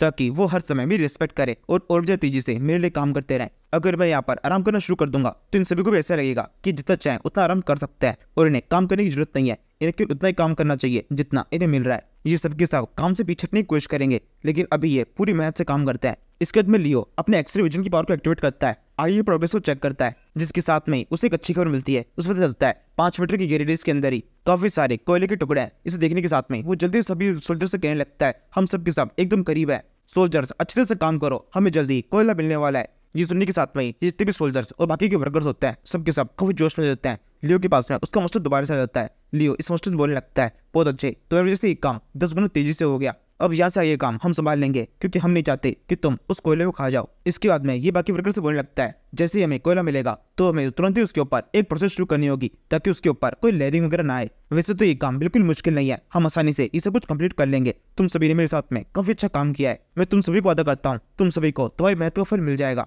लियो जब ये कह रहा होता है तो दिखाई देता है ये गुफा काफी ज्यादा अलग सी है, ऊपर की सीलिंग को एक अलग तरीके के मेटल से कवर किया गया है। ये सारा वो मेटल है जो कि इस मॉन्स्टर की बॉडी के अंदर से बाहर निकला था। इसके बाहर निकलने के साथ में जो वर्कर्स है तुरंत उसके ऊपर काम शुरू कर देता है और उसकी मदद से आगे के एरिया को पूरी तरह सील कर दिया जाता है ताकि गुफा के डहने के चांसेस काफी ज्यादा कम हो जाए। जब यहाँ पर लियो का ये लेक्चर खत्म होता है तभी उसे सामने के एरिया के अंदर कुछ हलचल फील होती है। उसे दिखाई देता है कुछ पत्थर हल्के से मूव कर रहे हैं जो कि अपने आप होना पूरी तरह नामुमकिन है। इसे देखकर लियो सोचने लगता है, ऐसा कैसे हो सकता है, यहाँ पर हम जमीन काफी ज्यादा नीचे है, आसपास में पानी का कोई सोर्स भी नहीं है, तो फिर यहाँ पर ये आवाज कैसी। इसके बाद वो दोबारा से अपने एक्सरे विजन को एक्टिवेट करता है। उसे दिखाई देता है 5 मीटर के रेडियस के बाद में एक जगह पर एक हल्का सा छेद है जो कि धीरे धीरे बड़ा हो रहा है। इसके बाद में लियो उस छेद के ऊपर थोड़ा और फोकस करता है तभी एकदम से वहां से एक मॉन्स्टर बाहर निकलती है और बाहर आते ही लियो के ऊपर जोर अटैक कर देती है। लियो तुरंत ही अपने फाड़े को अपने सामने रखकर खुद को बचाता है, पीछे तरफ गिर जाता है। इस टाइम पर जेवीआर बिना वक्त गए तुरंत ही अपने स्वॉर्ड से इस मॉन्स्टर को अटैक कर देता है। जेवीआर के एक अटैक के साथ में इस मॉन्स्टर के आगे के दोनों फैंग 2 टुकड़ों में कट जाते हैं। इसके बाद में लियो जल्दी से उठता है और अपने फावड़े से इस मॉन्स्टर के सर पर अटैक कर देता है, जिसके बाद में ये चींटी पूरी तरह से कुचल जाती है, इसका सर पूरी तरह चकनाचूर हो जाता है और लियो बच जाता है। इसके बाद में लियो सोचने लगता है, मुझे लगा ही था कि जल्दी हमारा सामना इनसे होने वाला है। जब मैं नोवेल को पढ़ा था तो मैंने इसी तरह के मॉन्स्टर्स के बारे में देखा था। ये सोचने के तुरंत बाद लियो को एक चीज याद आती है। उसे याद आता है कि इस तरह की एंट्स कभी भी अकेली नहीं रहती। अगर यहाँ पर ये एक एंट दिखाई दी है जेनिस का मतलब, ये सोचते लियो सामने तो दिखता है, उसे दिखाई देता है वहाँ पे जो छोटा छेद था वो काफी ज्यादा बड़ा हो चुका है और वहाँ पर काफी सारी चमकती हुई आंखें हैं, जिसके साथ ही इन चींटियों की पूरी सेना वहाँ पर अंदर एंटर कर जाती है। इन्हें देखते ही लियो जोर चिल्लाकर अपने सोल्जर से बोलने लगता है, जल्दी यहाँ से निकलो, ये एरिया बहुत खतरनाक हो चुका है। ये सुनने के साथ में सबके सब यहाँ से भागना शुरू कर देते हैं सिवाय जेवीआर के। जेवीआर इन चींटियों के ऊपर अटैक कर देता है, उसे कोई फर्क नहीं पड़ता कि उस फाइट किससे हो रही है, वो तुरंत ही इन्हें काटने लगता है। जी देखकर लियो सोचने लगता है जेवीआर इनमें से कितनों को हरा पाएगा, ये हजारों में है, क्या सच में किसी तरीके से ये पॉसिबल हो सकता है कि जेवीआर इनमें से हर एक को हरा दे? लेकिन नहीं, ऐसा नहीं हो सकता। जैसे जैसे ये फाइट आगे बढ़ती जाएगी जेवीआर पूरी तरह थकता जाएगा और इसके अलावा अभी मॉन्स्टर भी इस जगह पहुंच चुके हैं, ये भी ऑक्सीजन को इनहेल करने की कोशिश करेंगे, यानी कि यहाँ पर काफी ज्यादा कम ऑक्सीजन है। मुझे बिल्कुल समझ में नहीं आ रहा है यहाँ पर हमें क्या करना चाहिए। हमारे सारे लोग बाहर की तरफ भाग रहे हैं, उनके बिना कुछ ही टाइम के अंदर ये गुफा पूरी तरह कोलैप्स कर जाएगी, क्योंकि वो सब जैसे जैसे हम गुफा को आगे खुदते जा रहे थे इस गुफा के ऊपर की साइड की सीलिंग को पूरी तरह ढकते जा रहे थे, लेकिन अब आगे के एरिया के अंदर ऐसा एक एरिया है जहाँ से मिट्टी नीचे के साइड में ढहना शुरू कर सकती है, जिससे ये पूरा एरिया कुछ टाइम बाद में सील हो जाएगा और फिर इसके बाद में हमारी सारी मेहनत पूरी तरह बर्बाद हो जाएगी। मैं क्या करूं, मुझे जल्दी से कुछ सोचना होगा। लियो ये कहते हुए लगातार इधर देख रहा होता है, वो बुरी तरह हड़बड़ा गया है। जेवीआर जब भी दिखता है तो उसे गाल पर एक रक्त थप्पड़ मारता है और उसे कहने लगता है, मास्टर लियो ध्यान से देखिए यहाँ पर हो क्या रहा है, हमारी फाइट शुरू हो चुकी है, आप इससे तो घबरा नहीं सकते हैं। यहाँ पर केवल आप ही नहीं है जिसकी जान खतरे में है, यहाँ पर जितने भी लोग हैं उन सभी की जान खतरे में पड़ चुकी है, आप ही को कुछ सोचना होगा। ये कहने के बाद में जेवीआर दोबारा से इस फाइट के अंदर लग जाता है। लियो कहता है, मैं घबरा नहीं रहा हूँ बल्कि सोच ही रहा हूँ कि मुझे क्या करना चाहिए। जेवीआर कहता है, तो जल्दी सोचिए, मैं ज्यादा लंबे टाइम तक इन्हें रोक के नहीं रख सकता। ये सुनकर लियो दोबारा सोचने लगता है। वो सोचता है कि यहाँ पर एक एंट नेस्ट है, काफी सारा ब्लैक होल है और इसके अलावा हम जमीन के काफी ज्यादा नीचे हैं, इन सबसे हम क्या कह सकते हैं। ये कहने के साथ में लियो के माइंड के अंदर जो फ्यूज बल्ब होता है उसको एकदम से लाइट जलती है। यानी कि उसके पास में एक आइडिया आ चुका है। ये सोचकर लियो पास में लगी हुई एक मशाल को निकाल लेता है और फिर जेवियर से बोलने लगता है, जेवियर अब केवल एक ही रास्ता है, हमें सामने से इन सभी से फाइट करनी होगी, सीधे इनके एंड नेस्ट से बनना होगा। जेवियर को यहाँ पर लियो का प्लान बिल्कुल समझ में नहीं आता। वो फाइट करते हुए आगे बोलने लगता है, ये एकदम बेकार प्लान है, लेकिन फिर भी आपने इस प्लान को बनाया है तो कुछ सोच के बनाया होगा। ये कहते हुए कुछ और एंड्स के ऊपर अटैक करने की बात है, फिर दोनों के दोनों अब आगे बढ़ना शुरू कर देते हैं। यहाँ से हम फ्रंटियर मैंशन सीन दिखते हैं। यहाँ पर भी एक बहुत ही अलग खड़बड़ी बची हुई है। एक बंदा भागते हुए आर्कस के पास में आता है और उसे कहने लगता है एक बहुत बड़ी गड़बड़ हो चुकी है। आर्कस बोलता है, क्यों, क्या हुआ? लियोन ने क्या किया है? मुझे पूरा यकीन है उसने दोबारा से कोई ना कोई कांड कर दिया होगा, वो किसी से लड़ लिया होगा। वो दूसरा बंदा बोलता है, इस बार प्रॉब्लम पिछली बार से भी कई ज्यादा बड़ी है। आपको पता है वो एक गुफा के अंदर थे, उस गुफा के अंदर कब से मोस्टर दिखाई दिया है। वो सारी बड़ी बड़ी चीटियां हैं जो कि वहाँ पे जितने वर्कर्स काम कर रहे थे उनके ऊपर अटैक कर दी थी। वर्कर्स तो बाहर आ चुके हैं, लेकिन मास्टर लॉयड अभी भी उस गुफा के अंदर ही है और ऐसा हो सकता है उनकी जान के ऊपर कोई खतरा हो। और साथ में हमने सर बेरियन के पास में भी इसी खबर भिजवा दी है, वो जल्दी गुफा के पास में पहुंच जाएंगे। वो शायद से अभी तक तो गुफा को लॉक भी करा चुके होंगे ताकि उस गुफा के अंदर जितने मॉन्स्टर्स हैं उनमें से कोई भी वहां से बाहर ना निकल पाए। आर्कस बोलता है, तब तो मुझे भी वहां पर जाना चाहिए। जबकि तो आर्कस अपना आर्मर पहनता है और फिर कहने लगता है, मुझे अपने बेटे को बचाना होगा। इसके बाद में हम दोबारा से उस गुफा का सीन देखते हैं। जेवियर इन चीटियों के ऊपर लगातार अटैक करता जा रहा है और इनको सभी को मारता जा रहा है, लेकिन ये करते हुए वो बुढ़े थक चुका है। इसके बाद में वो लियोन से बोलता है, हम इस गुफा के काफी अंदर तक आ चुके हैं, कब से चीटियों को हमने मार भी दिया है, लेकिन हमें किस तरीके से इतना अंदर तक आने के बाद में यहाँ से बाहर जाने के बारे में सोचना होगा। हम बहुत अंदर आ गए हैं। लियोन कहता है, अभी तुम मुझे कुछ भी सोचने के लिए मत कहो, मैंने प्लान बना दिया है, इस प्लान को सीधे सीधे फॉलो करते जाओ, हमें और भी ज्यादा आगे बढ़ना होगा। लियोन की ये बात सुनकर जेवियर दोबारा से और भी तेजी से इन चीटियों पर अटैक करने लगता है।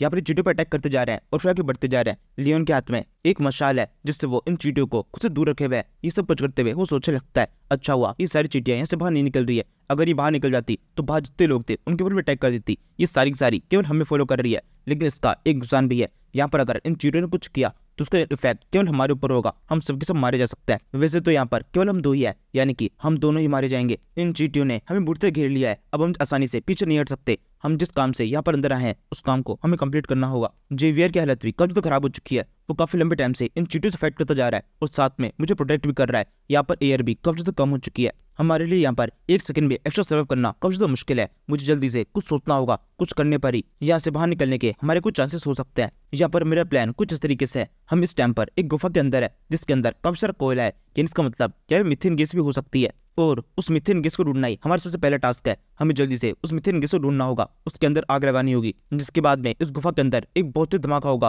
अंदर जितनी भी चीटियां हैं ये सारी मारी जाएगी। और इसके अलावा मुझे इस बात का पूरा यकीन है हम दोनों अपने आप को किसी न किसी तरीके से बचा लेंगे। अब बस हमें जल्दी से मीथेन गैस को ढूंढना है, इस जगह को जोर से ब्लास्ट कर देना है। ये सोचने के बाद में लियोन जल्दी से अपने एक्सरे विजन को एक्टिवेट करता है। जमीन की तरफ देखने लगता है, उसे वो एरिया दिखाई दे चुका है जहाँ पर मीथेन गैस है, लेकिन ये जगह जमीन के थोड़ा नीचे है, यानी कि लियोन को यहाँ पर थोड़ी बहुत खुदाई करनी होगी। ये समझ में आने के साथ में लियोन जल्दी से वहाँ पर खुदाई करना शुरू कर देता है और साथ में जेवियर से बोलता है, मुझे यहाँ पर खुदाई करनी है, जब तक मैं सब कंप्लीट नहीं कर लेता तब तो तुम्हें मुझे प्रोटेक्ट करना होगा। इन सभी चीटियों के ऊपर अटैक करते रहो, इनमें से किसी को मेरे पास में मत आने देना। ये कहने के बाद में लियोन अपना पूरा फोकस उस खुदाई के अंदर लगाता है। उसे जेवियर के ऊपर पूरा भरोसा है, वो हर तरीके से उसे बचा लेगा। इस टाइम पर एक एंट उसके ऊपर डायरेक्टली अटैक कर देती है। इस टाइम पर जेवियर किसी और चीटी से फाइट कर रहा होता है, इसलिए एकदम एंड टाइम तक उसका इस चीटी के ऊपर ध्यान नहीं जाता। तभी उसे पता चल जाता है और वो जोर से इसके ऊपर अटैक करके लियोन को बचा लेता है। जेवियर यहाँ पर इतनी चीटियों से फाइट कर रहा है, लियोन को प्रोटेक्ट कर रहा है, लेकिन लियोन के सब पे ध्यान नहीं है। उसे पूरा भरोसा है जेवियर उसे बचा सकता है, इसलिए उसने अपना पूरा फोकस किल्स खुदाई काम में ही रखा है। इसी तरीके से कुछ देर तक ये फाइट चलती रहती है। इस फाइट के एकदम एंड पहुंचने वाले होते हैं, तभी एक बहुत जोर से किसी के चिल्लाने की आवाज आती है।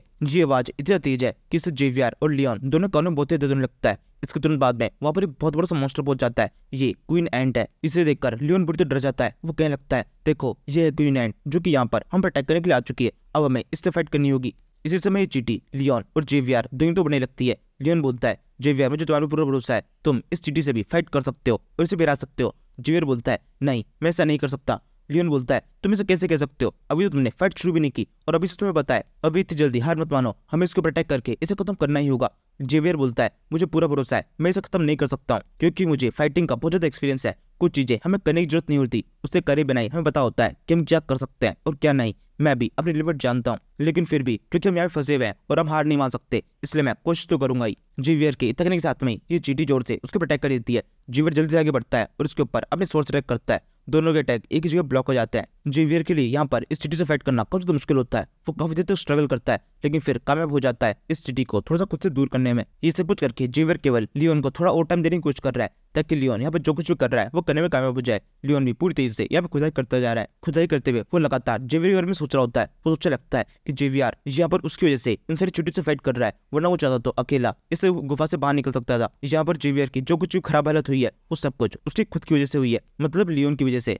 लियोन ये कह रहा होता है तो एकदम से उसका फावड़ा दोबारा जमीन पड़ता है और वो एकदम सही जगह पहुंच चुका है। ये वो जगह है जहाँ से मीथेन गैस बाहर निकल रही है। तो देखने के साथ में लियोन जल्दी से अपने साथ में जो मशाल को इस गुफा के अंदर लेके आया था उसे उठाता है और भागते हुए जेवियर से बोलने लगता है, जेवियर अब तुम्हें फाइट करने की जरूरत नहीं है, जल्दी से इस गुफा से बाहर निकलो, यहाँ पर हमारा काम हो चुका है। जेवियर कहता है क्यों, क्या हुआ, तुमने क्या किया है? ये कहते वो लियोन के पीछे पीछे भागने लगता है और उनके पीछे ये चीटी भी उनके पीछे पड़ जाती है। लियोन भागते हुए सामने तो देख रहा होता है सामने कब से मरी हुई चीटियां हैं जिनको जेवियर और लियोन ने मिलकर मारा है और साथ में एक बहुत लंबी गुफा भी है। इस गुफा में कम से आगे बढ़ जाने के बाद में लियोन एकदम से पीछे की तरफ देखता है और फिर इस मशाल को वहाँ पीछे फेंक देता है। ये मशाल सीधे इस चीटी के ऊपर से होते हुए उस जगह पर जाए गिरती है जहाँ से वो मीथेन गैस बाहर निकल रही थी। इसी समय वो चीटी भी उछलकर लियोन के ऊपर एक जोर से अटैक कर देती है। तभी एकदम से लियोन का जो प्लान होता है वो एग्जीक्यूट होता है। जिस जगह से थोड़ी देर पहले ये मीथेन गैस निकल रही थी वहां से एक बहुत तेज फ्लेम थ्रोर बाहर निकलती है। एक बहुत तेज धमाका हो जाता है जो कि पूरी इस गुफा में फैल जाता है। लियोन और जेवियर दोनों के दोनों इस गुफा से काफी ज्यादा आगे निकल चुके होते हैं, इसलिए धमाके की रेडियस के अंदर नहीं आते, लेकिन ये चीटी आधी से ज्यादा इस धमाके की रेडियस में आ जाती है।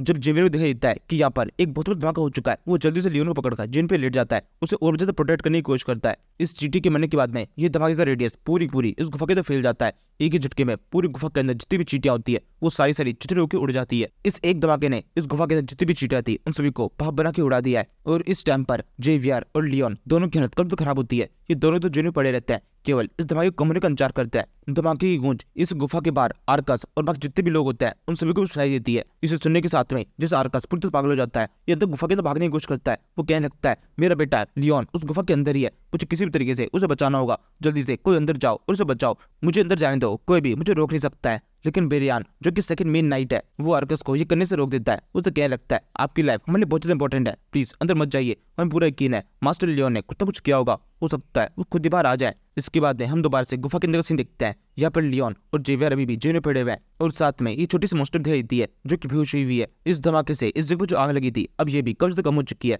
इसके बाद में लियोन उठता है और कहने लगता है ये तो बहुत ज्यादा खतरनाक था, मेरे कानों के अंदर बहुत ज्यादा दर्द हो रहा है। इसके बाद वो पीछे दिखता है, उसे वहाँ पर वो चिट्ठी दिखाई देती है जिसकी आधी बॉडी पूरी तरह जल चुकी है, केवल वहाँ पर उसका मुंह है। इसे देखकर लियोन कहता है शायद से हम कामयाब हो चुके हैं, हमने इस क्वीन चिट्टी को मार दिया, जिसका मतलब जब जितनी भी चिट्ठियां थी वो सही खत्म हो गई है। इसके बाद में वो जेवियर के दिखता है और कहने लगता है जेवियर क्या तुम ठीक हो? तूने पूरी तरीके से मुझे प्रोटेक्ट करने की कोशिश में अपनी हालत इतनी ज्यादा खराब कर ली, लेकिन मैं तुमसे वादा करता हूँ तुम्हें जल्दी यहाँ से बाहर निकालूंगा। इसके बाद में वो अपने पास में जो मोस्टर होता है उसे उठाता है और कहने लगता है बेंगुल ये सब कुछ मेरी वजह से हुआ है, तुम्हारी ये हालत बेकार में ऐसी हो गई, लेकिन बस थोड़ा इंतजार करो, हमें जल्दी यहाँ से बाहर निकलना होगा। ये कहते लियोन अब सामने तो दिखता है, उसे दिखाई देता है ये गुफा पूरी तरह से कच्ची हो चुकी थी, धमाके के कारण ऊपर की मिट्टी नीचे गिर चुकी है, यानी पूरी गुफा ढह गई है। इसे देखकर लियोन और भी ज्यादा घबरा जाता है। वो सोचने लगता है ये क्या हो गया, गुफा भी ढह गई। यहाँ पर इस मिट्टी के ढह जाने के कारण मैंने बाहर की साइड में जितने पाइप बिछाए थे जिनकी मदद से एयर अंदर की साइड में आ रही थी अब वो भी बंद हो जाएगी। इस गुफा के अंदर अब सही महीनों में एयर बहुत लिमिटेड हो चुकी है। लियोन के इतने के साथ में उसे वहाँ पर एक स्टीम ट्यूब हो जाती है जिसके ऊपर लिखा हुआ है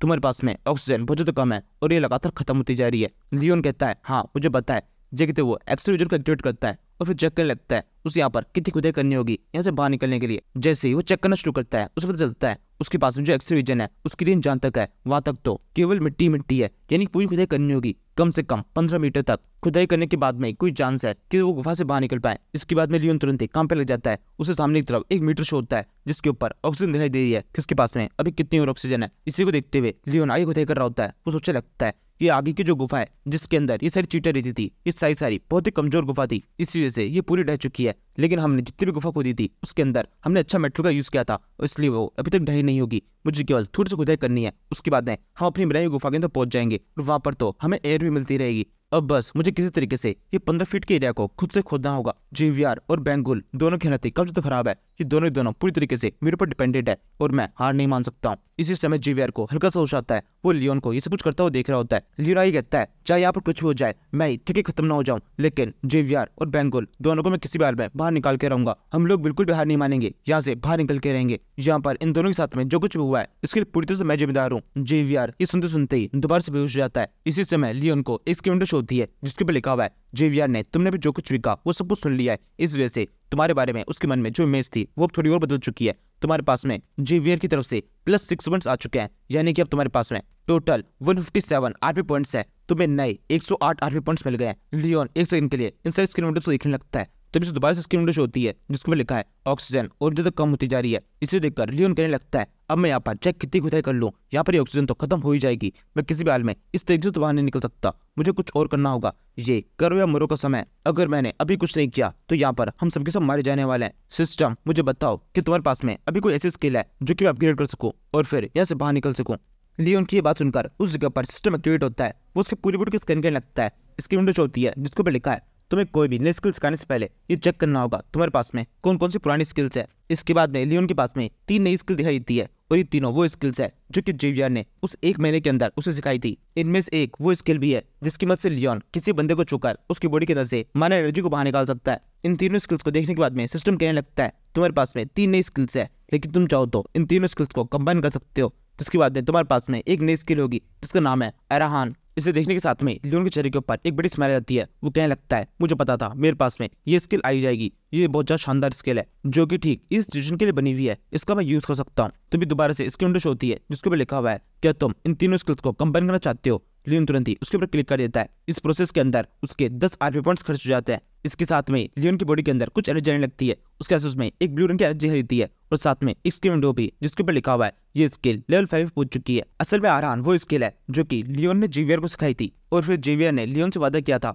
कि वो जैसे स्किल को पूरी तरह सीख जाएगा उसके बाद में उसे भी इसे सिखा देगा। लेकिन स्किल सीख जाने के बाद में जेवियर ने पूरी तरह से मना कर दिया और इस स्किल का एक लाइट वर्जन से सिखाया, क्योंकि उस टाइम पर जेवियर को लग रहा था अगर लियोन को इतनी ताकत स्किल आती होगी तो वो इसका जरूर से गलत यूज करेगा और अब शायद से ऐसा ही कुछ होने वाला है। लियोन इस स्किल को सीख चुका है जिसके साथ में वो प्लेसल्स के अंदर जो भी एनवायरनमेंट होता है उसके अंदर से एनर्जी को ऑब्जर्व करना शुरू करता है। ये करते हुए लियोन सोचने लगता है अभी इस टाइम पर मेरे पास में स्किल केवल लेवल 5 की है, मुझे इसके लेवल को और जो बढ़ाना चाहिए। मेरे पास में काफी सारे आरपी पॉइंट्स है जो कि सारे मैं खर्च कर सकता हूँ। इसी समय एक स्किल विंडो होती है जिसके ऊपर लिखा हुआ है तुम स्किल को लेवल 6 से पहुंचा सकते हो, लेकिन इसके लिए केवल 10 आरपी पॉइंट्स से खर्च होंगे। यहाँ पर जान खतरे में है, इसलिए 10 आरपी पॉइंट्स कोई बड़ी चीज नहीं है। लियोन तुरंत ही इन पॉइंट्स को खर्च कर देता है जिसके साथ में ये स्किल अपग्रेड हो जाती है और अब ये लेवल 6 से पहुंच चुकी है। लेकिन यहाँ पर भी लियोन रुकता नहीं है, वो लगातार लेवल अप के ऊपर क्लिक करता जाता है। हर बार लेवल अप करने के लिए पिछली बार ज्यादा आरपी पॉइंट्स खर्च हो रहा है, लेकिन लियोन को कुछ फर्क नहीं पड़ता, वो बस इन्हें खर्च करता जाता है और ऐसे करते करते स्किल अब लेवल 10 पे पहुंच चुकी है। और अब इस स्किल के लेवल 10 पे पहुंचने का मतलब है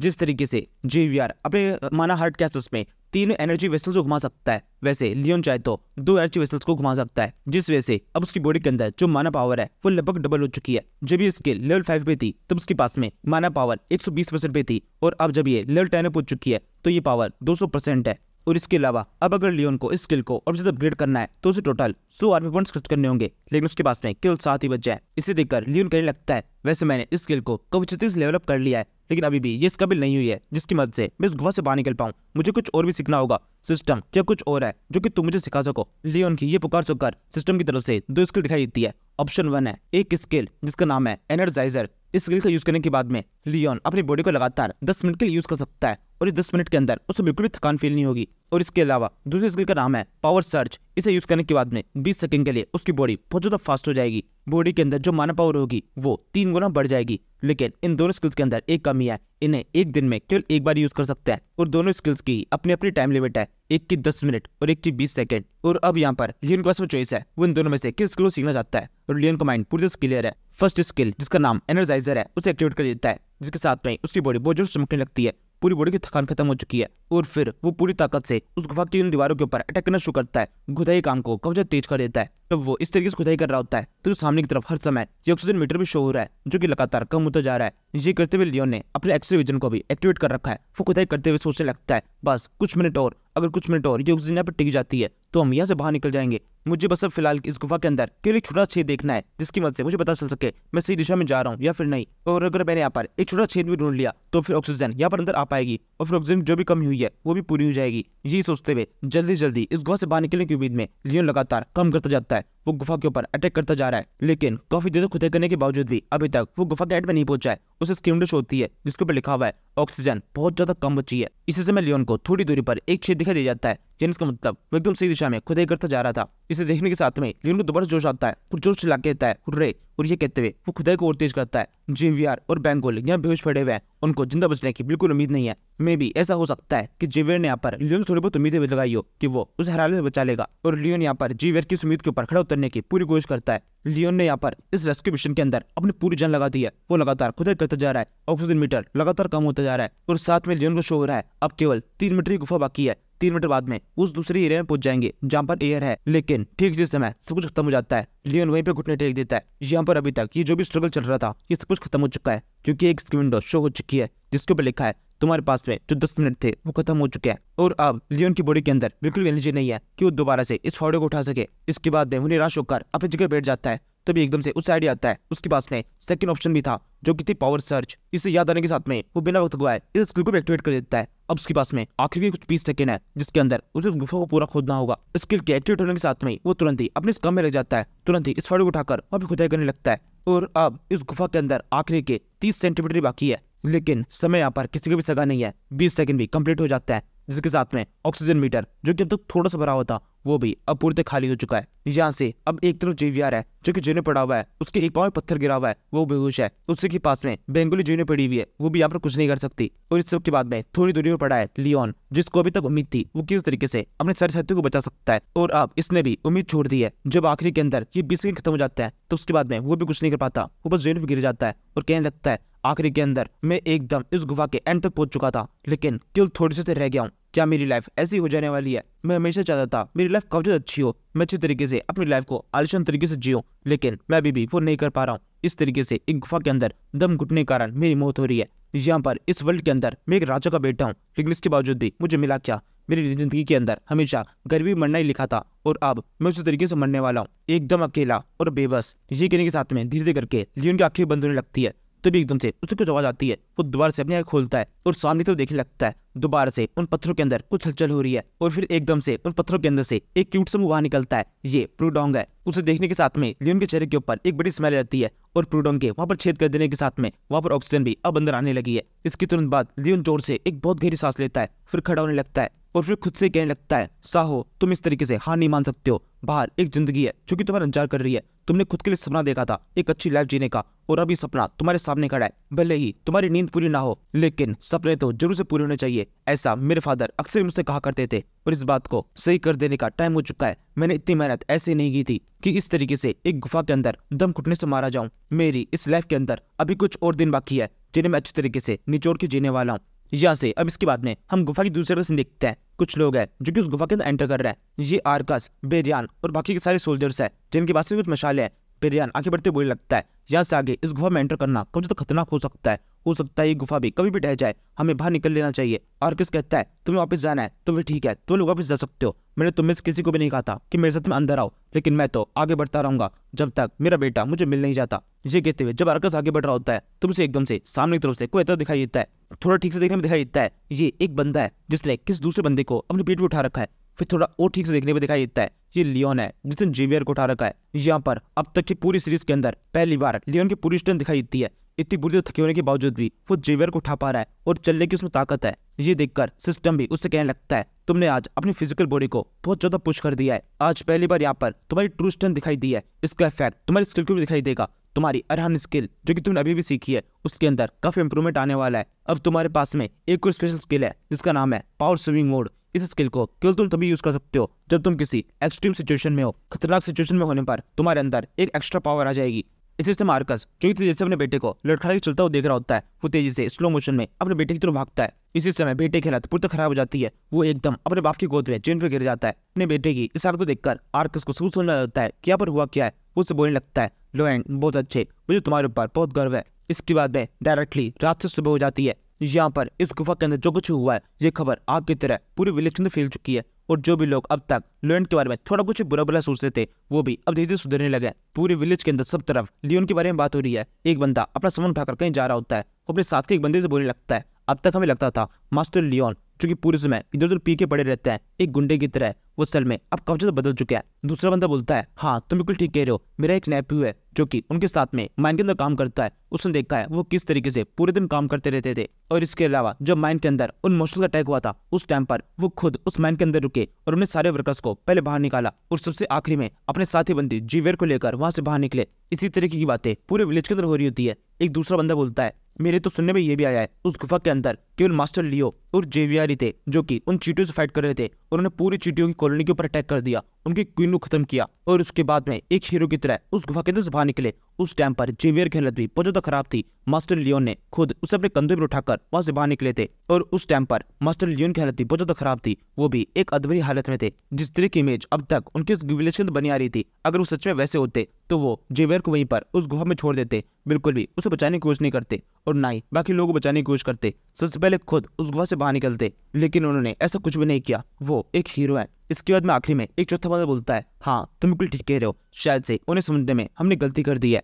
यहाँ से अब हम फ्रंटियर मैच सीन दिखते हैं जहाँ पर लियोन आराम से बिस्तर पे लेटा हुआ है, उसकी हालत खराब है। जेवियर भी बगल में बैठा हुआ है क्योंकि ये एक नाइट है और उस गुफा के अंदर इसने काफी तरह फाइट की थी, फिर भी इसकी हालत ठीक हो चुकी है। ये यहाँ पे बैठकर लियोन की खुशमन का इंतजार कर रहा है, तो एकदम से लियोन की आंखें खुलती है। उसे खुलने के साथ में ही जेवियर जल्दी से उसकी तरफ देखने लगता है। तभी लियोन को एक स्क्रीन होती है जिसके ऊपर लिखा हुआ है, इस विलेज के अंदर जितने भी लोग हैं वो सब के सब तुम एक हीरो समझने लगे हैं। उन सभी के माइंड के अंदर तुम्हारे लिए जो इमेज थी वो भी अब अच्छी तरह बदल चुकी है, क्योंकि तुम्हारी इमेज के अंदर बहुत ज्यादा इंक्रीमेंट आया है। इसी वजह से तुम्हें एक साथ बहुत सारे आरपी पॉइंट दिए जाते हैं। तुम्हें 500 आरपी पॉइंट्स नहीं मिल जाते हैं, पहले तुम्हारे पास में 7 आरपी पॉइंट्स थे और अब 507 हो चुके हैं। लियोन पहले तो कुछ देर तक इसे दिखता रहता है और फिर सोचता है, मुझे हीरो बनने से कोई फर्क नहीं पड़ता, कौन है जो हीरो बनना चाहता है, मैं तो जैसा हूँ वैसा ही ठीक हूँ, लेकिन मुझे 500 आरपी पॉइंट्स मिल गए, ये मेरे लिए इंपॉर्टेंट है। ये अच्छी बात है कि विलेज में रहने वाले सभी लोग मुझे हीरो समझने लगे हैं, लेकिन कुछ टाइम के अंदर उन्हें एहसास हो जाएगा कि हीरो वाली हरकतें मैं हर रोज रिपीट नहीं करूंगा, ऐसी गलतियां मुझसे केवल कभी कभार ही होती है।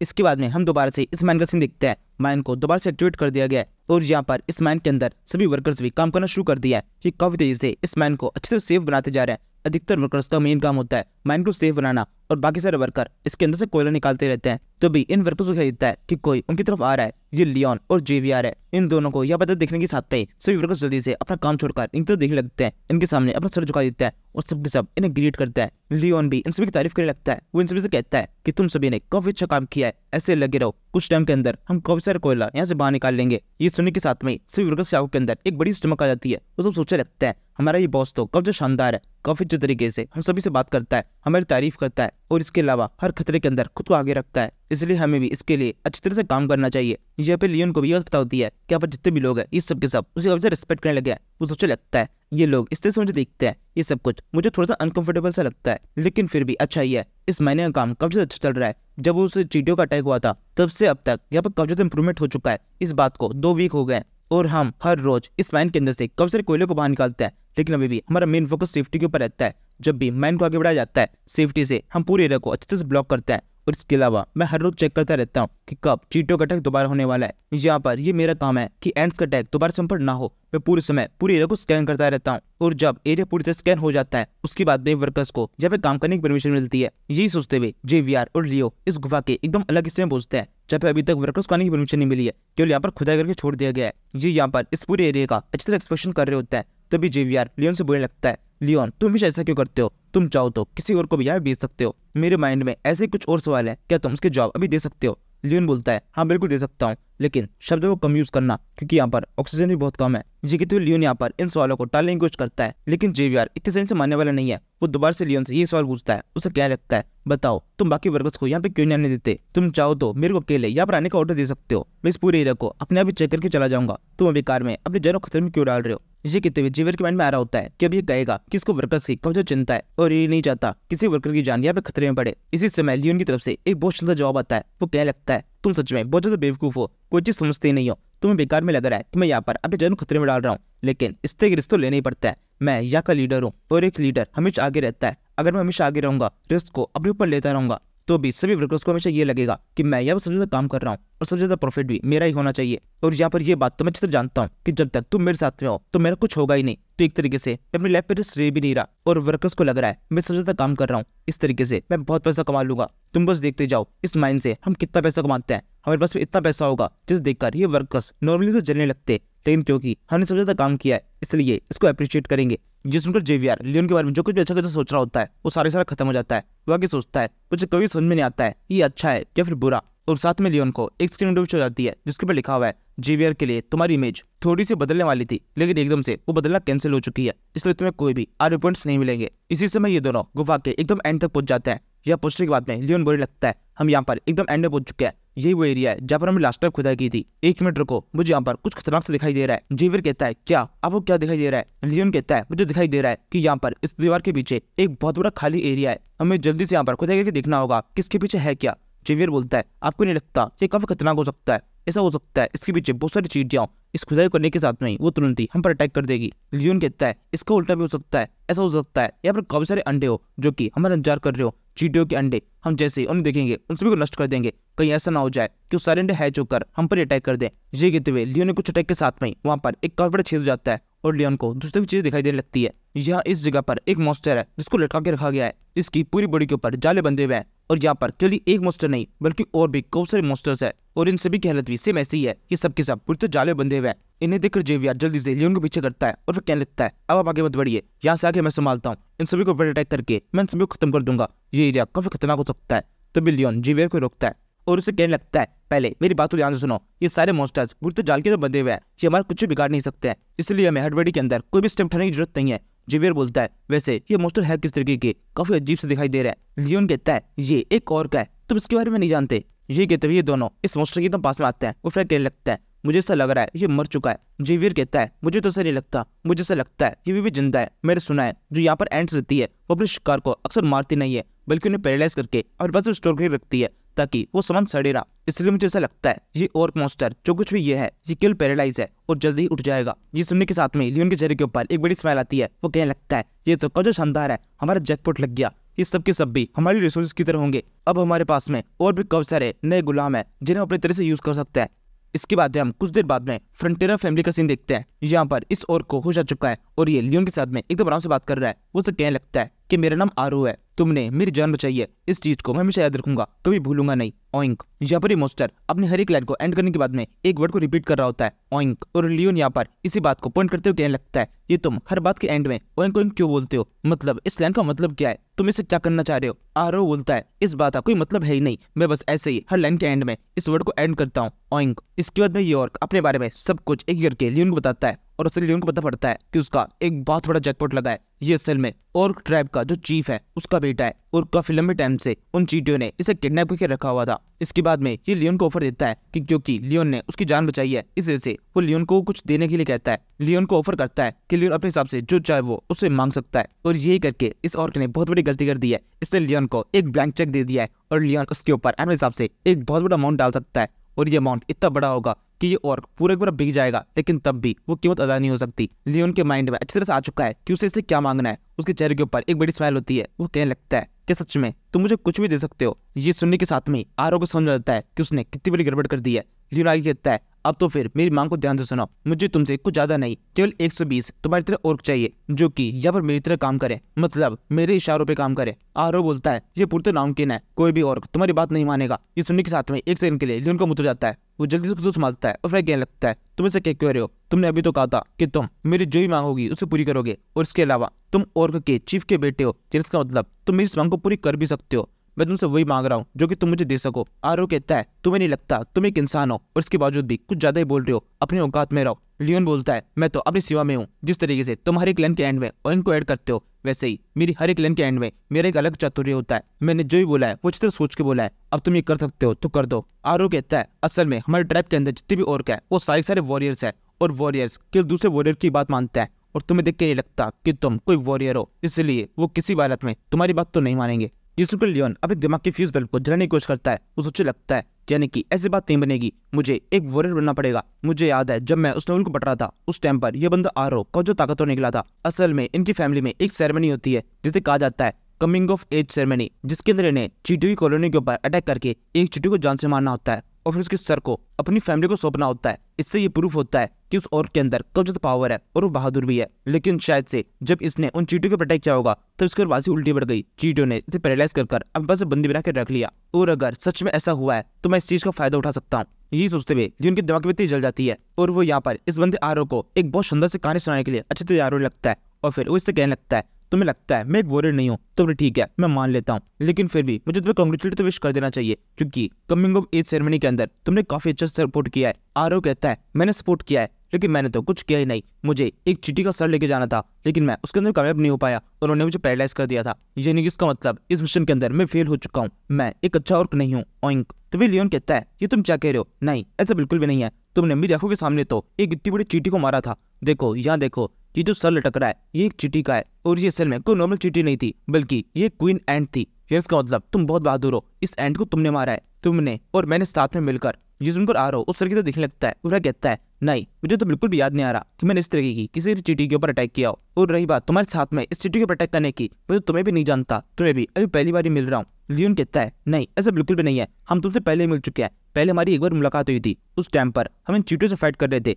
तुमने और मैंने साथ में मिलकर इस क्वीन एंट के ऊपर अटैक किया था क्योंकि तुम काफी लंबे टाइम से पैरालाइज थे, इसलिए ऐसा हो सकता है कि तुम सब कुछ भूल चुके हो, लेकिन तुमने अटैक तो किया था। तुम एक वॉरियर हो। लगता है मुझे डिटेल में तुम सब कुछ बताना होगा। जिस टाइम पर मैं उस गुफा के अंदर आया था उस टाइम पर तुम पहले से उन चींटियों से फाइट कर रहे थे, तभी मैंने देखा कि तुम उनके सामने फाइट में हार रहे हो, इसलिए मैंने उस फाइट के अंदर तुम्हारी मदद की और फिर तुमने और मैंने साथ में मिलकर इस क्वीन एंट के ऊपर अटैक करके इसे खत्म कर दिया। सबसे पहले तुमने उसे एक साइड से उस पर अटैक किया था, उसी समय मुझे मौका मिल गया उसकी गर्दन को उसकी बॉडी से अलग करने का। मुझे अच्छी तरह से याद है वो एंट मरने से पहले कह रही थी कि मुझे बिल्कुल बिलीव ही नहीं हो रहा है कि एक मॉन्स्टर और एक इंसान ने साथ में मिलकर मुझे फाइट में हरा दिया है। आरो बोलता है, क्या कह रहे हो तुम? सच में ये एंट बात भी कर सकती थी? लियोन कहता है, हाँ बिल्कुल कर सकती थी, वो भी एकदम साफ इंसानों की तरह जैसे तुम और मैं कर रहे हैं। मैं कोई तुमसे झूठ थोड़े बोलूंगा। लियोन जब ये सारी कहानी बना रहा होता है तब जेवियर ठीक उसके पीछे खड़ा हुआ है। उसके चेहरे का एक्सप्रेशन कब ज्यादा खतरनाक से होता है। लियोन आगे कहता है कि तुम्हें अभी कुछ याद आया कि हमने किस तरीके से उस चींटी को मारा था? ये फाइट बहुत ज्यादा खतरनाक थी। मैं उस टाइम पर इस चींटी से फाइट कर रहा था, उसी टाइम पर बाकी चींटियों ने तुम पर अटैक कर दिया और वो तुम्हें पैरालाइज करके ले गए। उसके बाद मैं तुम्हें मदद करने की कोशिश कर रहा था, तभी गुफा ठहर गई, इस वजह से हमें इतना टाइम लग गया तुम्हें ढूंढने में। तो इसका मतलब तुम समझ रहे हो इस समय हुआ क्या है? असल में इस वाइल्ड एंट को तुमने और मैंने, हम दोनों ने साथ में मिलकर मारा है। तुम एक वॉरियर हो और तुम्हारे साथ में मैं भी एक वॉरियर हूँ। तुम्हें इस लाइन का मतलब समझ में आ रहा है कि मैं एक वॉरियर हूँ? आरो कहता है, हाँ बिल्कुल मैं समझ पा रहा हूँ, तुम काफी ताकतवर हो, तुम एक अच्छे वॉरियर हो, तुमने इस चींटी को मारने में मेरी मदद की है, जिसका मतलब तुम्हें कुछ तो बात होगी। जैसे ही आरो के मुंह से ये शब्द निकलते हैं लियोन तुरंत समझ जाता है कि ये उसके चले फंस चुका है। लियोन कहने लगता है, जेनिस का मतलब अब जब मैं एक वॉरियर बन चुका हूँ तब तो तुम मुझे अपने ऑर्क दे सकते हो। 120 ऑर्क जल्दी जल्दी मेरे से भिजवा देना क्योंकि मैं वॉरियर हूँ, इसलिए उन्हें कमांड दे सकता हूँ। ये सुनकर अब आरो को गुस्सा आ जाता है। वो लियोन से कहने लगता है, क्या बकवास है ये? तुम अपने शब्दों के जादू के अंदर मुझे फंसा रहे हो, इस सब के अंदर मैं नहीं फंसूंगा, ये बिल्कुल भी ठीक नहीं है। इसके बाद हम डायरेक्टली एक वीक बाद देखते हैं। हमें फिलहाल नहीं बताया जाता कि आरो ने लियोन की इच्छा को पूरा किया या फिर नहीं, या फिर शायद से इस इच्छा को पूरे करने की प्रोसेस अभी भी जारी है। यहाँ से हमें एक जगह दिखाई जाती है जिसका नाम है विलेज ऑफ सैंड। ये वो जगह है जहाँ पर ये सारे ऑर्क्स रहते हैं और यहाँ के जो घर है इनके स्ट्रक्चर को देखकर ये साफ पता चल रहा है कि यहाँ पर कोई मोस्टर टाइप जीव भी रहता होगा। लियोन फिलहाल जेवियर के साथ में इसे विलेज के अंदर है। आरो भी यहाँ पर आ चुका है और सामने की तरफ इनका किंग भी है। ये लियोन की तरफ देखकर उसे कहने लगता है, मैं माफी चाहता हूँ, आपने हमसे कोई रिक्वेस्ट की थी लेकिन उस रिक्वेस्ट को हम कंप्लीट नहीं कर पाएंगे क्योंकि उस रिक्वेस्ट को कंप्लीट करने में हमारा बहुत ज्यादा नुकसान हो जाएगा। ये सुनने के साथ ही लियोन जो कि सामने तक खड़ा होता है उसका मुंह तो जाता है। वो सोचने लगता है, इन लोगों को मैंने कितनी मुश्किल से बनाया था, अब दोबारा से सारी प्रोसेस करनी पड़ेगी। इसके बाद में वो इस किंग अकुश से बोलता है, आप यहाँ पर इस जगह के चीफ है इसलिए मैं आपकी रिस्पेक्ट करना चाहता हूँ, लेकिन फिर भी मैं जानना चाहूंगा कि ऐसा क्या कारण है जिसकी वजह से आप मेरी इस रिक्वेस्ट को एक्सेप्ट नहीं कर सकते। अगर मैं इस जान पाऊंगा तो हो सकता है मैं भी कोई मदद भी कर पाऊँ। ये सुनकर अकुश भी अपने बेटे की तरह कोई बहाना लगाने की कोशिश करता है। वो कहता है, असल में ये सब कुछ मीट की वजह से हो रहा है, हमें हर समय मीट की जरूरत पड़ती है क्योंकि दिन के 3 टाइम यहाँ पर हमारे विलेज के अंदर रहने वाले सभी ऑक्स का एक ईटिंग टाइम होता है। हमें प्रोटीन अपनी बॉडी के अंदर बना के रखना होता है ताकि हम सभी के शरीर के अंदर बिल्कुल प्रोटीन की कमी ना हो, मसल्स अच्छी तरह बने रहे। इसी वजह से फिलहाल हमारे पास जितने भी वॉरियर्स है वो सब के सब पूरे समय शिकार के अंदर लगे रहते हैं। हम 3 शिफ्ट्स के अंदर शिकार करते हैं, दिन के अंदर 3 बार वॉरियर्स की सेना अलग अलग जगहों पर जाकर शिकार करके मीट को लेके आती है। अगर हमने थोड़े से वॉरियर्स आपको दे दिए तो हमारे पास में वॉरियर्स की कमी हो जाएगी और फिर उसके बाद में हमारे पास जो मीट आता है वो भी कम हो जाएगा, हमारे मसल्स कमजोर पड़ जाएंगे और अगर मसल्स कमजोर पड़ गए तो फिर हमारा पूरा विलेज खत्म हो जाएगा। आपकी रिक्वेस्ट को पूरा करने के लिए हम अपने विलेज को खतरे में नहीं डाल सकते। मुझे यकीन है आप समझ रहे होंगे हम क्या करने की कोशिश कर रहे हैं और आपको क्यों सबके लिए मना कर रहे हैं। ऑइंक। तभी लियोन एकदम से इस चीफ को बीच में रोकता है और फिर से कहने लगता है, एक मिनट रुकिए, अभी आपने कहा कि आप दिन के अंदर हर रोज शिकार करते हैं, वो भी दिन में 3 बार। चीफ बोलता है हाँ बिल्कुल, हमेशा करना पड़ता है क्योंकि हमारे पास में जो भी मीट आता है वो एक दिन से ज्यादा यहाँ पर सर्वाइव नहीं कर सकता और हम सर्वाइव मीट खा नहीं सकते, इसलिए हमें दिन में 3 बार शिकार करना पड़ता है क्योंकि एक बार में ठीक से मीट आ नहीं पाता। वैसे हम चाहे तो थोड़ी और मेहनत करके एक्स्ट्रा मीट ला सकते हैं, लेकिन उसका करेंगे क्या क्योंकि बाद में तो वो बेकार हो जाने वाला है। ये सुनने के बाद में जेवियर लियोन के पास में आता है और उसे कहने लगता है इन लोगों के लिए प्रोटीन और मसल्स बहुत ज्यादा इंपॉर्टेंट होते हैं, ये बिल्कुल भी अपने वॉरियर्स हमें हवाले नहीं करेंगे। शायद से तुम्हें हार मान लेनी चाहिए, यहाँ पर तुम्हारे दिमाग भी कुछ काम करने वाला नहीं है, यहाँ से लौट चलते हैं। इसी समय लियोन के माइंड में एक शानदार सा आइडिया आता है, वो कहने लगता है कैसा रहेगा आपकी प्रॉब्लम को मैं सोल्व कर दूं, ये मीट की प्रॉब्लम मैं सोल्व कर सकता हूँ। कैसा रहेगा आपके पास में जो मीट है वो जल्दी से खराब हो ही ना और आप इस मीट का स्टॉक बना के रख सके। इसके बाद में आपको अपने वॉरियर्स को दिन में 3 बार शिकार करने के लिए नहीं भेजना पड़ेगा, वो एक बार में जाकर जितना चाहे उतना शिकार करके मुझको लेके आ सकते हैं, फिर आप बाद में पूरे 3-6 दिन बैठकर उस मीट को खाते रहिएगा। चीफ बोलता है लेकिन ये तो पुरतस नामुमकिन है, तुमने हमारी काफी मदद की है लेकिन इसके बदले में हम अपने ऊपर ही रिस्क नहीं ले सकते, हमारे लिए मसल्स बहुत इंपॉर्टेंट है, तुम्हारी इच्छा पूरी नहीं की जाएगी। लियोन कहता है आप मुझे भरोसा कीजिए, ऐसा हो सकता है मैं आपके विलेज के अंदर रहने वाले सभी लोग के लिए ऐसा इंतजाम कर सकता हूँ कि आपके पास जितना मीट होगा वो सारा का सारा खराब नहीं होगा, उसे स्पॉइल होने में काफी लंबा टाइम लगेगा और आप उसे स्टॉक करके रख पाएंगे। यहाँ से हम कुछ मिनटों पहले से देखते हैं, ये वो टाइम है जब लियोन इस बंदे आरो के साथ में इस विलेज के अंदर एंटर किया ही था। जैसे ही आरो इस विलेज के अंदर एंटर करता है और अपने फादर को देखता है उसके कुछ आंसू बहने लगता है, वो तेजी से अपने फादर की तरफ भागता है। सेम ऐसे एक्सप्रेशन उसके फादर की होता है, वो भी अपने बेटे को देखकर काफी ज्यादा खुश जाता है और फिर तेजी से उसकी तरफ भागने लगता है। दोनों एक दूसरे के पास में आकर जोर से एक दूसरे के गले लग जाते हैं। यहाँ पर इन दोनों गले लगने की एनर्जी काफी तेज होती है, जैसे ही दोनों एक दूसरे को कराते हैं वो बहुत तेज हवाएं उड़ने लगती है। ये देखकर लियोन कहने लगता है ये क्या हो रहा है, ये दोनों तो बहुत तेज से गले लगते हैं, ऐसा हो सकता है इन दोनों के बीच में बहुत ज्यादा प्यार हो, जो कि बाप बेटे के बीच में होता भी है, लेकिन फिर भी इनके टकराने से जो एनर्जी क्रिएट हुई है ये तो कुछ ज्यादा ही है। और अब सोचो इन दोनों के टकराने से इतनी एनर्जी हुई, तो अगर मैं इनमें से कुछ को अपने साथ में ले जाऊं और ये सारे मेरे ऑर्डर्स को माने तब तो मैं कितना पावरफुल हो जाऊंगा, मेरे पास में ताकतवर वॉरियर्स की अपनी खुद की सेना होगी। ये कहते हुए लियोन के चेहरे के ऊपर एक हल्की स्माइल जाती है। इस टाइम पर आरो अपने पास से इस बड़ी सी चींटी को बाहर निकालता है और फिर इस बड़े से मुंह को विलेज के अंदर रहने वाले सभी औरतों को दिखाता है और उनसे कहने लगता है देखो मैं कामयाब हो चुका हूँ, ये चींटी मुझे मिल गई, इसके सर को मैं काट के लाया हूँ हमारे विलेज के लिए, और ये कोई नॉर्मल चींटी नहीं है बल्कि एक क्वीन एंट है जिसको मैंने उनके बिल के अंदर घुसकर एकदम नेस्ट के अंदर से जाकर लेके आया हूँ। ये सुनकर वहाँ पर जितने भी औरत होते हैं वो सब के सब आरो के नाम के नारे लगाने लगते हैं, वहाँ पर जिसकी पूजा से हो जाती है। चीफ कहता है बेटे बहुत अच्छे, तुमने आज काफी बहादुरी काम किया है, ये करके तुमने प्रूफ कर दिया है कि तुम एक सच्चे वॉरियर हो और काफी ताकतवर हो, काफी बहादुर हो। वैसे तुम्हें याद होगा आज हमारा लेग डे है, तो जल्दी से मसल्स बनाने के लिए अपनी ट्रेनिंग शुरू करो। इस चीफ के इतने के साथ में ही वहाँ पर जितने भी ऑर्क्स होते हैं वो सबके सब ट्रेनिंग शुरू कर देते हैं। इनके पास में काफी सारा गोल्ड का सामान है और उसके साथ में ही ट्रेनिंग कर रहा है। लियोन यहाँ पर इन सभी को देख रहा होता है, वो एक चीज को देखकर बहुत चौंक जाता है। इनमें से एक और के हाथ में एक बहुत बड़ा सोने का टुकड़ा है, जिसे देखकर लियोन सोचने लगता है ये सबके सब क्या कर रहा है, इनके पास में इतना सारा गोल्ड है, ये सारी चीजें बहुत ज्यादा कीमती है और इस कीमत से क्या कर रहा है, यहाँ पर अपनी एक्सरसाइज कर रहा है। इन्होंने इस तरह से इसे यूज करके इनकी पावर्स को पूरी तरह से वेस्ट कर दिया है। इनके पास में जितना गोल्ड है अगर ये इसका सही तरह से यूज करें तो अपने आप को कितना ज्यादा प्रगतिशील बना सकते हैं। वैसे ये चीज मेरे लिए तो अच्छी है क्योंकि इनके लिए सोने का कोई महत्व नहीं है, इनके लिए केवल फिटनेस टूल है जो कि मैं बड़ी आसानी से इनसे ले सकता हूँ और फिर इन सारी चीजों को अपने हिसाब से बड़ी हाई कीमत पे बेच सकता हूँ। इस तरीके से इन वॉरियर्स की मदद से मेरा बहुत ज्यादा फायदा हो जाएगा। अब तो मुझे हर हाल में इस विलेज के अंदर से 120 वॉरियर्स चाहिए ही। इसी के साथ में ये फ्लैशबैक खत्म होता है और साथ में ये एपिसोड भी। Thank you for watching.